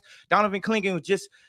You might see a guy like Mark Eaton, but for Jared McCain, we might see a guy close to Tyrese Maxey or maybe a Paul George. So when you talk about what he can do at the defensive side of the ball, I'm giving you that. But all I'm making an argument is Jared McCain has the potential to be number one option and an all-star level player. I don't agree that Klingon can be an all-star level player. I think at max on the defensive end, his ceiling is Rudy Gobert. And the way we talk about Rudy Gobert is not the way that you think we're going to talk about Donovan Klingon. That's all I'm saying. Back to you, Carson. What you got for us? I think that you're kind of underrating the archetype that Klingon is in, and I also think you're underselling what he can be offensively. Like the guys I compare him to, Zoo, Jared Allen, those are good offensive players, and those are extremely valuable guys. And what do? They have really good touch in the paint. They have elite strength. This dude is a monster physically. He was a 95th percentile efficiency post scorer at UConn. Portland just has given him barely any post touches, but he's strong. He's coordinated. He can pass out of doubles. He's got good touch. I think there's a lot more to tap into there. I think there's more to tap into with his overall passing feel. You saw it in a game against Detroit the other night. He had 6 assists. Again, they can utilize him more there going forward. He's started to show signs of a three-point shot developing. Don't understate that from a rookie big, even though the volume is still low. That's a priority for him. I can see him becoming a respectable three-point shooter. So he has more offensive game to grow into and tap into. All the while, he's like a guaranteed efficient 15 and 15 with 3+ blocks guy. That's what he's already doing per 36 minutes as a rookie while being a good passer. I think he'll get even better defensively. I do think he'll be one of the elite guys in the league there. And I like Jared McCain, but I think to say that he is going to be a number one option is very optimistic. I worry about his lack of rim pressure and finishing as a small guard who's not a high-end athlete. I don't think he's a high-end playmaker. Defensively, I think he's going to consistently struggle to even be a neutral. And there's a lot of talented offensive guards in this league, who end up not being high impact winning guys. Think about like Anthony Simons. If you are an elite defensive big who can be a productive offensive player, you are always going to be extremely valuable. All right, y'all. We got 3 minutes for you guys to go back and forth. Here we go. The time is starting now. I want to push back on you saying that I'm very optimistic about Jared McCain being a number one option. I think you're very optimistic about what Clingan can be on the offensive end. Yes, he's a good passer. Yes, he does all the little bitty things that you said, but at the end of the day, it's just fluff. It's not the potential that Jared McCain can do on the offensive end. Clingan's gonna sweep McCain on the defensive end. That's perfectly fine. We don't get a lot of guards that score the way Jared McCain do and strap up like that. But Jared McCain definitely can score the ball. His potential on offense is high ceiling. You can't tell me it's not. Your 15 and 15 with the per 36 numbers, I'm not going to give you that 15 and 15 like that's going to be real with that without per 36. Like that's not real. Maybe the rebounds, not the points. I'm gonna give you maybe the rebounds, not the points. That'll be real for sure. And again, I think that this just comes down to the archetype. I think there are so many really talented offensive guards in the league today. There's not room for all of them to be super impactful. I mentioned Anthony Simons. Think about like a Cam Thomas. These are dudes who can get buckets, and yet they have defensive issues. They have playmaking limitations, and they end up being these empty number guys. If you get a Rudy Gobert, if you get a Ivica Zubac, if you get a Jared Allen, that's a guy who's going to be like a top 50 kind of player who can fit in any situation, who can be efficient as a play finisher, who can post up in spots, who can screen for you at a high level, who can dominate the game defensively. And like dominant defensive bigs, man, they're few and far between, and they are game changers. It is clearly by far the most impactful defensive position on the floor. And if you can anchor me to be a top 10 defense every year, like, am I going to bet on Jared McCain being able to do the same on the opposite end for my offense? No, I'm not. I think he would have to be more imposing as an athlete, better playmaker. I want that floor that Clingan gives me by being a lead on that one side of the ball. I 100% give you that, but the only ceiling I'm going to give you is Jared Allen and Zubac. That's the only ceiling I'm giving you, and I'm not even so much going to give you Jared Allen. I would just give you Zubac. The only thing is my Zubac or Anthony Simons. There's a lot of dudes I take. I don't think Jared McCain's ceiling is Anthony Simons. I think his ceiling can be Tyrese Maxey. I think his ceiling can be Darius Garland. I think you are underestimating who Jared McCain can be, and I think he showed you that this year when he had a little 35-point game. I think he showed that wasn't no fluke. That was him doing what Jared McCain been doing all his life. Your ceiling is way too high on Clingan. Clingan doesn't do. Yes, he's a great screener. He's great for all of the role players that's on his team. When we talk about a championship team, Clingan will just be a set a pick, roll. We're not giving him the option to go handoffs all the time, go pick and roll passing. That's good offense. That's because he's not that type. Because he's not that type of guy. And I love Clingan. But he's not that type of guy for you to initiate like he's some type of Draymond Green. That's not that. McCain is also not a Garland type of guy. I mean, Garland is a special ball handler. His quickness is on a different level. His playmaking is on a different level. Jared McCain is a hell of a shooter. There is a lot around that I would need to see really develop before I view him as like a high-end offensive star. I think he's a really good player, but I take what I get with Clingan. All right, y'all. That was a hell of a first round. That is a toss-up. You guys both came and did your thing. Salute to both of you guys. We have 2 more good topics. So let's go ahead and get into it. Jordan, you kicked off round 1. Carson, you were going to kick off round 2. And here we go, y'all. We got 2 star point guards. Tyrese Haliburton versus Ja Morant. Carson, talk to us. What you got? I want Hallie. And I don't think that there's any great offensive player in the league today who is sold short by the box score more than Hallie. On the flip side, I don't think any player is overhyped more because of their highlight reel than Ja Morant. And I get if Hallie's game isn't the sexiest to you, but he has several elite traits that he consistently leverages into elite offense. He is an elite pull-up three-point shooter. That is always a major threat to the defense. He has an elite floater. Shoots 54% in the paint outside the restricted area. Ja is only 44% there. And of course, Hallie is consistently able to weaponize those elite scoring traits into elite offense because he's an elite passer with phenomenal vision at his size. And I think he's the best decision maker in the league today. He makes the right read every single time. If you're going to sit in a drop, he'll hunt the pull-up three. He'll get to the floater. He'll find the popper. If you send two to the ball or bring the big up to the level, he will pick you apart with skip passes. He is always going to maximize every advantage that he creates, and he doesn't make mistakes. He doesn't take bad shots. He doesn't turn the ball over. He has a historic assist-to-turnover ratio. All the while, he's creating elite efficiency offense for himself and his teammates. If you compare him to Ja, including passes, a Hallie pick and roll is statistically way more efficient. A Hallie isolation is more efficient. He's much more efficient on ball, and he's obviously way better off ball, where he is great and Ja is bad. So Hallie's this elite efficiency guard. Ja's below average in terms of scoring efficiency because he's a bad jump shooter who you can bait into taking some of those shots, and he's much more ball dominant. Hallie's also the best transition passer in the league. He does a phenomenal job of pushing pace, and he just embraces a play style that incentivizes everybody to play the right way and raises your ceiling. That's why he's a much better offensive engine. Jordan, what you got for us? All right. So to start this off, I want to give Haliburton his credit. Number one, he's a very good point guard. Most definitely a cornerstone for the success of the Pacers that they haven't and have had in the past. But I also want to point out that I truly think that this is the best we will see from Tyrese Haliburton. In fact, I think we will only see worse from him. I'm not saying that Tyrese Haliburton will be bad, because I actually think he will be consistent. Just think that he can't top at this level. Now, when I get to Ja on the other comparison, compared to Hallie, I think Ja is a better scorer for sure. He can be just as good as a playmaker as Haliburton, mainly because the belief for me is Haliburton is just a product of Rick Carlisle offense, who has a history of inflating the guard's ability to make to make his offense look great. So what am I saying about Haliburton? I'm saying his numbers don't tell the full story. To me, as a driver, Ja Morant clears. Finishing at the rim, Ja clears. When it comes to drawing fouls, getting to the free throw line, Ja clears. When it comes to defense, I think Ja's a better defender. Rebounding, Ja clears. They both have similar teams as far as being successful when either player is out of the lineup. But I can say this: when Tyrese Haliburton is out of the lineup,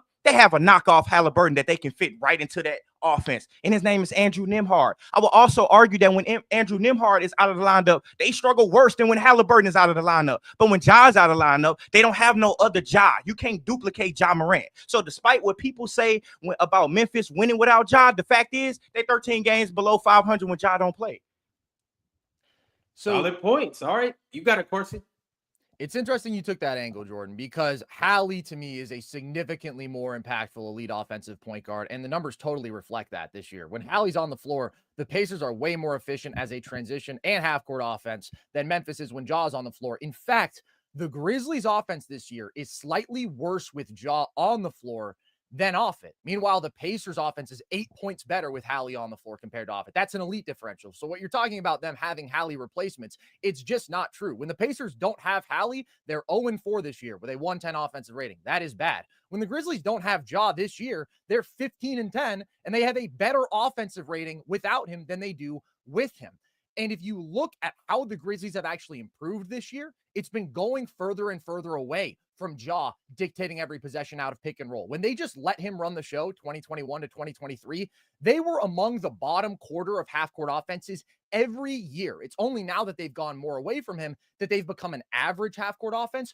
But Ja has really struggled in that situation. And I think that's just exposed his complete lack of versatility. He's a bad off-ball player. He's the worst volume three-point shooter in the league. So he's ineffective spotting up. He doesn't move well without the ball. And even on ball, again, yes, he's a special athlete, but you can play off of him. You can help aggressively on his drives. You can bait him into those pull-up jumpers, and he'll make 29% of his threes, and he'll tank his efficiency, and he can shoot you out of a game. And he's become more prone to settling as he's gotten older. Meanwhile, Hallie can thrive on and off ball. He's always going to create elite efficiency. I want that guy. He gives me more options, and he leads to better team offense. Okay. Number one, responding to what you're saying about Haliburton and what you think their record is they 0-4 without him. That's a small sample size considering you're talking about 15-10. Let them play 25 games without Haliburton, and I think you will see a better team from the Pacers.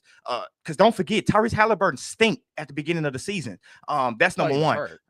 Yeah, he was thinking too, by the way. But also, when you start talking about certain things, like you said earlier about him having these pull-up transition threes and his transition is passing, great. When we get into a half-court set, I'm going to make Tyrese Haliburton beat me off the dribble. And also, I'm saying Pascal Siakam is his savior. Pascal Siakam does a lot of things that Haliburton does. He Mainly was beating a historic. Yeah, he's leading a historic. He's leading a historic offense with Tyrese Haliburton. With Pascal Siakam, Andrew Nembhard. He's leading everybody leads a historic offense with Rick Carlisle. Didn't Luka Doncic lead a historic offense with Rick Carlisle? Everybody does. It's not Tyrese Haliburton. It's Rick Carlisle. I keep telling you that. Now, when you talk about the Memphis Grizzlies, yeah, the Memphis Grizzlies net ratings and things a little slightly down with Ja Morant this year. But one thing I will say about Ja Morant, when it's go time in the playoff, who shows up? Who shows up when it's the game on the line? Ja Morant. Who dictates everything in the playoffs when the Memphis Grizzlies need something for him? Ja Morant. So when you start talking about we can bait him into these threes, you can try to bait him. They try to bait him all the time. Yeah, he might bail you out, but guess what? He gonna do a lot more on the rim too. So don't forget about that. We got 3 minutes for you guys to go back and forth. Let's get into it. What you want out of a playoff offense. Go ahead, Carson. If you want the number 1 playoff offense like Hallie led last year, then that's the guy you want. If you want the number 10 or the number 14 out of 16 team playoff offenses, well, that's what Memphis has given you in the last couple years that they've had Ja Morant there. And it's just incredible to me that you continue to try to take away credit from Hallie because he is so obviously not a Carlisle product. They can't replicate the results when he's off the floor. He's such a unique player with his decision-making, with his selflessness. And like you take any one of these dudes off the floor. You talk about Siakam. When Hallie's on with Siakam off, Pacers have a 123 offensive rating over the last couple years. When Hallie's on with Miles Turner off, they have a 120 offensive rating. When Hallie's on with Nembhard off, they have a 123 offensive rating. But also, you can whoa. They have a what? They have a what? When Hallie's off and Nembhard is offensive rating. No, when Hallie's on and Nembhard's off. They're an amazing offense. What is it when Nembhard's on? What is it when Nembhard's on and Hallie's off? I think it's like a 114 or something. I don't have it right. Oh, okay. Yeah, it's a significant drop off. And you put him with TJ McConnell, they have a 124 offensive rating. Like he can play with another actual point guard who can push pace and he can thrive off ball and he's such a quick decision maker. Yes, I'm glad you said he can play with a. I'm glad you said that he can play with another point guard, that he can do all of this and all that, because that goes right to my point about Rick Carlisle's offense is designed for it to do that. So whether you want to talk about Haliburton is leading a historical offense, it's not about him leading a historical offense. It's Rick Carlisle's system. A lot of Haliburton's passes are not plays like he's setting up somebody. It's dribble, drive, kick, shoot. That's what Rick Carlisle offense is. It's a bunch of spacing. You got Pascal Siakam who makes plays. Then you give it to Tyrese Haliburton who's good off the catch. But it's not him manipulating the game at an all-time level on a pick and roll. No, it's not him doing that. He makes the right read out of pick and roll every single time. He's a genius passer, and you're acting like being an elite. Not a genius passer. Not a genius passer. Also a great on-ball creator. Of course he is. Absolutely he is. That's a special thing. Andrew Nembhard has the same success as well too, as far as making the same passes. TJ McConnell, obviously not on the scale of Tyrese Haliburton. He has the ball a lot. TJ McCollum does the same nice pick and roll passes as well too. So what are we talking about? You got 3 guards. Pascal Siakam passes the same way. You got 4 people that makes elite passes on that team. You got 4 good passes on that team. How much is Haliburton really manufacturing the history of this offense? How is he doing it? Just because his assist number without him compared to the elite results they put out there. Siakam, Nembhard, these guys are not comparable to Hallie as passers. Are they solid passers? Yeah. Hallie is a dude who has that special combination of size and vision and accuracy and decision making that makes him. How is Hallie doing all of that and he's not very good at getting downhill? Most guards that's very good at making these passes, he's not very good at getting downhill. So what always about getting what advantage is he creating if he can't get downhill? He's still able to get a step and he gets into the lane. Diagnose and create kick-out passes. Yes, disagree on that. He's passing to Pascal Siakam. I'm gonna step in. That was a hell of a second round. Just my like bad, the by first the way, round. For stepping on Jordan's second round. I thought we were in. No, you're good. No, it's no problem with that. No, you're good. I'm gonna give you another opportunity to do it in the third round. But let's go ahead and get into it, y'all. Last but not least, we couldn't leave without doing the LeBron topic. So y'all know what it is. Is LeBron a top 5 player in the NBA right now, currently? Jordan, it is all you to kick off round 3. Let's do it, y'all. We got one more round for the whole day. Talk to us. All right, so whoever say LeBron James is not a top 5 player in the NBA today, they definitely got to have some type of bias or simply just tired of congratulating him on his milestone because he's been crossing them off over the last few years. And I brought up the milestones just because this is another one. There has never been another player that's 40 years old, averaging 25, 8, and 8, shooting 51 from the field and 38 from 3. And the fact that he has the ability to still put the team on his back and able to show up in big games and record triple doubles. LeBron can score 20 points and then grab 14 rebounds and then dish out 10 dimes. How many players can do that right now? That's not top 5. That's all I'm going to say. How many players can go 20, 14, and 10, multiple games, back-to-back games, and not be top 5? And all I'm gonna say is before LeBron got hurt, before they played the Celtics, he had the Lakers as the number 2 seed in the Western Conference. He gets hurt, and the Lakers immediately miss his presence. Lost to the Brooklyn Nets, lost to the Bucks, lost to the Denver Nuggets. L, and that's because LeBron put the L in Lakers. That's all I'm telling you. They milking him from everything they can get out of this 40-year-old man. That's all. That's my argument. I'm gonna let him go.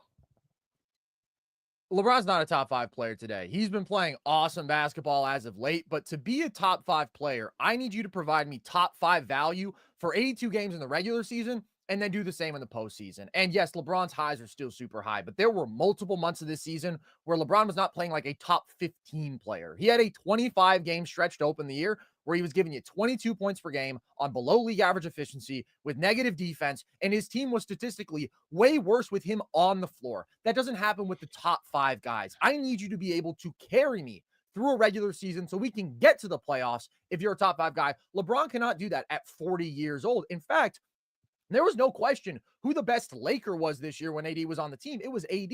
At the time that they traded him, the Lakers, when AD was on the floor without LeBron, were a +7 net team. With LeBron and without AD, they were a -8 net team. That is an insane swing, and it tells you AD was the one dragging that team. So LeBron is still phenomenal, and when he gets that fire lit under his belly for a stretch, he is a monster. But with his age, he just has to pick his spots more on both sides of the ball than the best of the best. I think there are 5 guys who clearly top LeBron today: Jokic, Giannis, SJ, Luka, Tatum, who are giving me that elite value for 82 and then the postseason, either because they're just monumental offensive forces or they're elite two-way players who can do it night after night in a way that LeBron at this age cannot for a full season. Back at you, Jordan. What you got? Number one, when you start talking about LeBron James defense, if you say LeBron James is not playing defense this year, I think you just going off a bias takes. No, okay, that's fine. Earlier, we talking about LeBron being top 5 for the whole season. Right now, like I said, when LeBron got his rhythm going, even 22, for him to get his rhythm going and go 25, 8, and 8, for them to make a drastic change in the regular season, to make them drastic change in the regular season that nobody saw coming, for him to still managed to do what they did, to go on their winning streaks of what he did. And he wasn't just piggybacking off of Luka. I would argue he was carrying Luka a little bit with them triple doubles. I would argue that when AD and them was there, they was still getting their rhythm. They was figuring things out. But for you to tell me that no top 5 players have bad stretches. So what was the Denver Nuggets doing with Jokic in the beginning? What was they tripping or what? Because he's a top 5 player. That's all I'm gonna say. We can't go Luka being top 5 right now because Luka missed a lot of games. Luka came back with the Lakers playing a little stinky. If you ask me, LeBron James wasn't playing no stinky. 25, 8, and 8. Defending the way he is doing. Who else you gonna slide in there? Because I think you got to take Luka out of there. I would even argue with the Tatum. I don't know if Tatum is better than him right now. So hey, I just disagree with you trying to minimize what that 40-year-old man is doing in LA. I disagree with that. Go ahead, I'll give it to you. I'm not trying to minimize it at all. I think he is by so far the greatest 40-year-old year 22 player we've ever seen, obviously. I mean, that goes without saying. And like, I still think LeBron is a top 8 player, but I do think it matters that you can backpack a team throughout a regular season. And I do think LeBron has been playing good defense for about 2 months now. I also think he was playing bad defense for about 2 months. So if you want to debate Luka, I get the form that he's been in for like these 15 games since he got back, but Luka just had one of the greatest offensive seasons ever. He was averaging 34, 9, and 10 on 62% true shooting. He took a team to the finals. Like, he's just the sort of all-time offensive force that at this age, LeBron is not, and I'm still banking on that. And Tatum is the most versatile player in the league right now, and he has leveled up offensively this year. He has dominated top competition. Jason Tatum versus the top 3 other teams in the NBA by record this year, He's got 9 games against those teams. He's averaging 33, 9, and 7 on 62% true shooting. He is dissecting these coverages now, and he's giving you elite scoring volume while he's giving me that elite defensive versatility and value night after night, which is still different from LeBron because he's so much better on the perimeter. His ability to switch is so impressive. He can legitimately guard centers and switch everything. He just enables so many different schemes for you, not elite centers, but like, look at what he did in the finals against Dallas last year. And again, I would say like AD not only was carrying the Lakers this regular season, he was the best Laker in their last 2 playoff runs. If you look at what he did defensively in 2023, and then offensively last year in the playoffs, he was giving you 28, 16, and 4 on 67% true shooting. The best of the best, the top 5 guys can just do it more consistently than LeBron at this age. All right, fellas. 3 minutes. Let's get into it. All right, I want to push back on something you said because you start talking about LeBron James wasn't being as good as the beginning of the season. So by your own logic, how is Luka Doncic in the top 5? How is Luka Doncic in the top 5 if you say by your own logic early on he wasn't doing what he was doing? Yeah, early on Luka was, first of all, he was hurt. He was hurt. The Mavericks wasn't that good before they traded him. And hey, you asked Nico Harrison. I ain't gonna go there. But anyways, all I'm gonna say is LeBron James was picking it up 25, 8, and 8. If you even by your own logic, you got to disqualify Luka. So my question to you would be, if it ain't Luka, then who? Also, 25, 8, and 8. LeBron James gonna make first team All NBA this year. That's 5 players right there. Who else is gonna make first team All NBA over LeBron James? I want to hear. I'm asking you. Come on, let's answer the question. Tatum, Giannis, Jokic, SGA, obviously, and then I think Brunson will probably make it over. No way you gonna tell me Brunson's out this season. He's not better than LeBron. If I'm 25, 8, and 8, what is Brunson absolutely doing? 25, 8, and 8. What is Brunson doing? 7 and 7, leading an elite offense, and he's been doing it for the entire year. Like, listen, I take LeBron over Brunson, as I just said, but I think it's totally different than Luka because Luka, there's so many weird circumstances with the injury and changing situations. Like we've seen for multiple years now that LeBron has some serious regular season lulls. We saw it last year, and then yeah, he can kick into gear and he can play really, really good stretches, but he's obviously still not the force that he was even 2-3 years ago. Like, he is less effective as a driver than ever before. He drives less than ever before. Yeah, he drives less than before, but he's still pretty efficient when he gets to the rim. He still makes the same plays when he gets to the rim. Shot maker. Yeah, he's shooting 38%. Much. This is what I'm talking about. Yeah, that's fine, but he can shoot 38% from 3, better than he's half. Him shooting 38% is 3. I don't have to get them 2s when I'm getting more 3s. So why? I mean, I've been so impressed with his shot making. But I think if you're going to compare him to like a Jason Tatum, this is a guy who can be your most impactful player every night on both sides of the ball for the best team in basketball. And of course, he has an amazing roster alongside him. But he has developed offensively to the point as a decision maker, as a passer, where I just think that overall value and that versatility of building around him does surpass. LeBron does need somebody alongside him who can carry a significant load. And but even though you say that, okay, that's fine. Austin Reeves and obviously Luka. Even if you say that, LeBron James can turn the series around. LeBron James can be the best player in every series that he is playing. He's shown that ability to do that. LeBron James, like I said, he can get you 14 rebounds. He can get you 30, 14, and 10. How many times? Jason Tatum's not giving you 30, 14, and 10. We know Jason Tatum not giving him 30, 14, and 10. Come on now. We know LeBron's not doing that.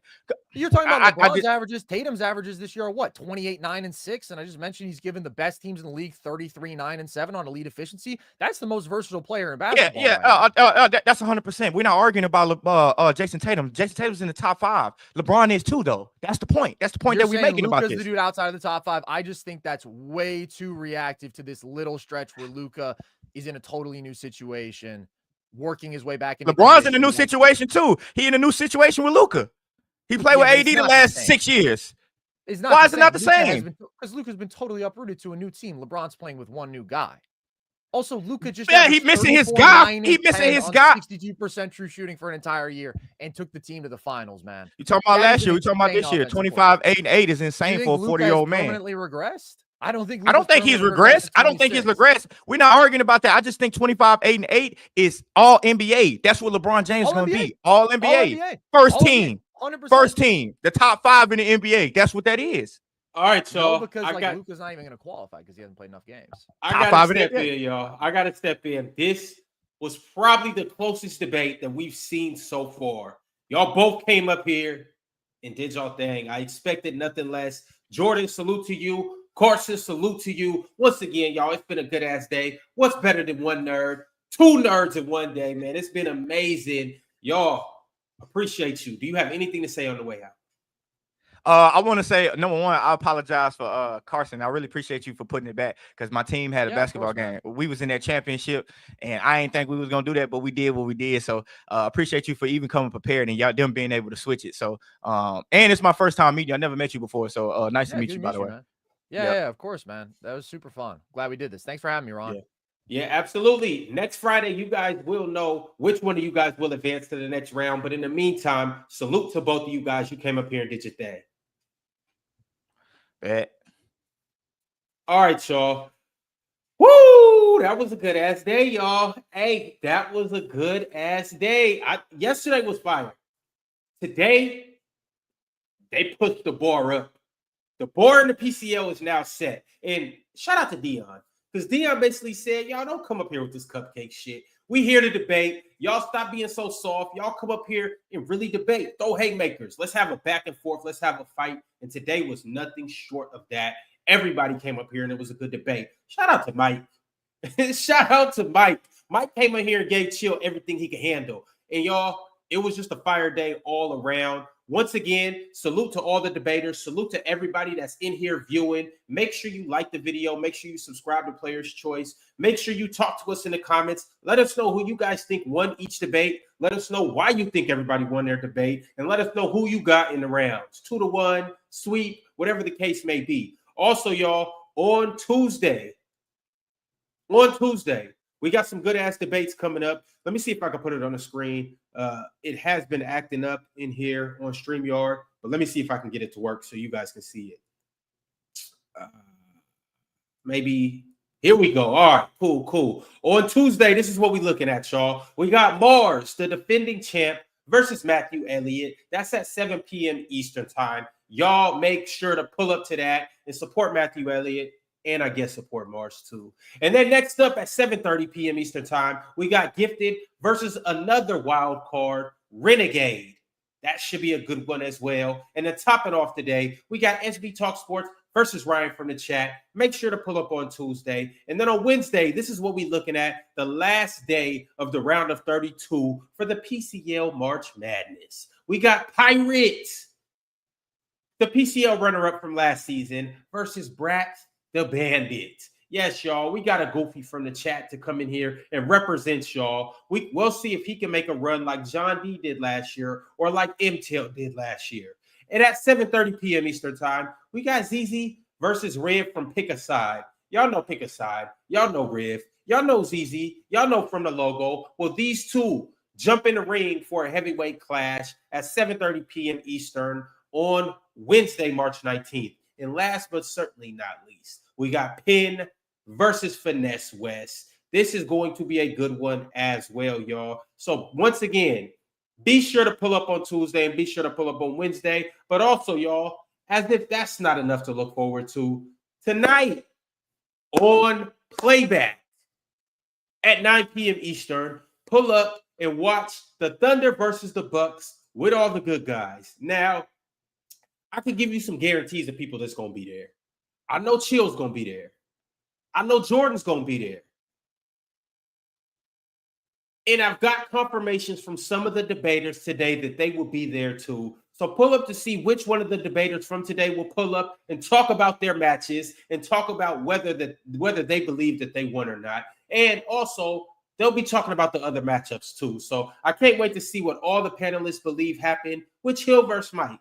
I can't wait to see what all the other panelists believe what happened between Swiper versus Duke did it. I can't wait for everybody to talk about Mtel versus Hayes, Casual versus Logan, and the last battle that we just seen, Jordan versus Carson.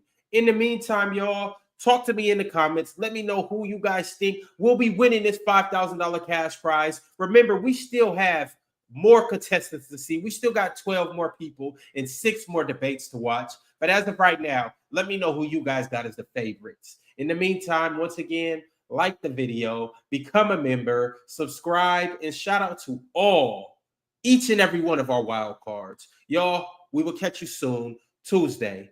Salute, and we out.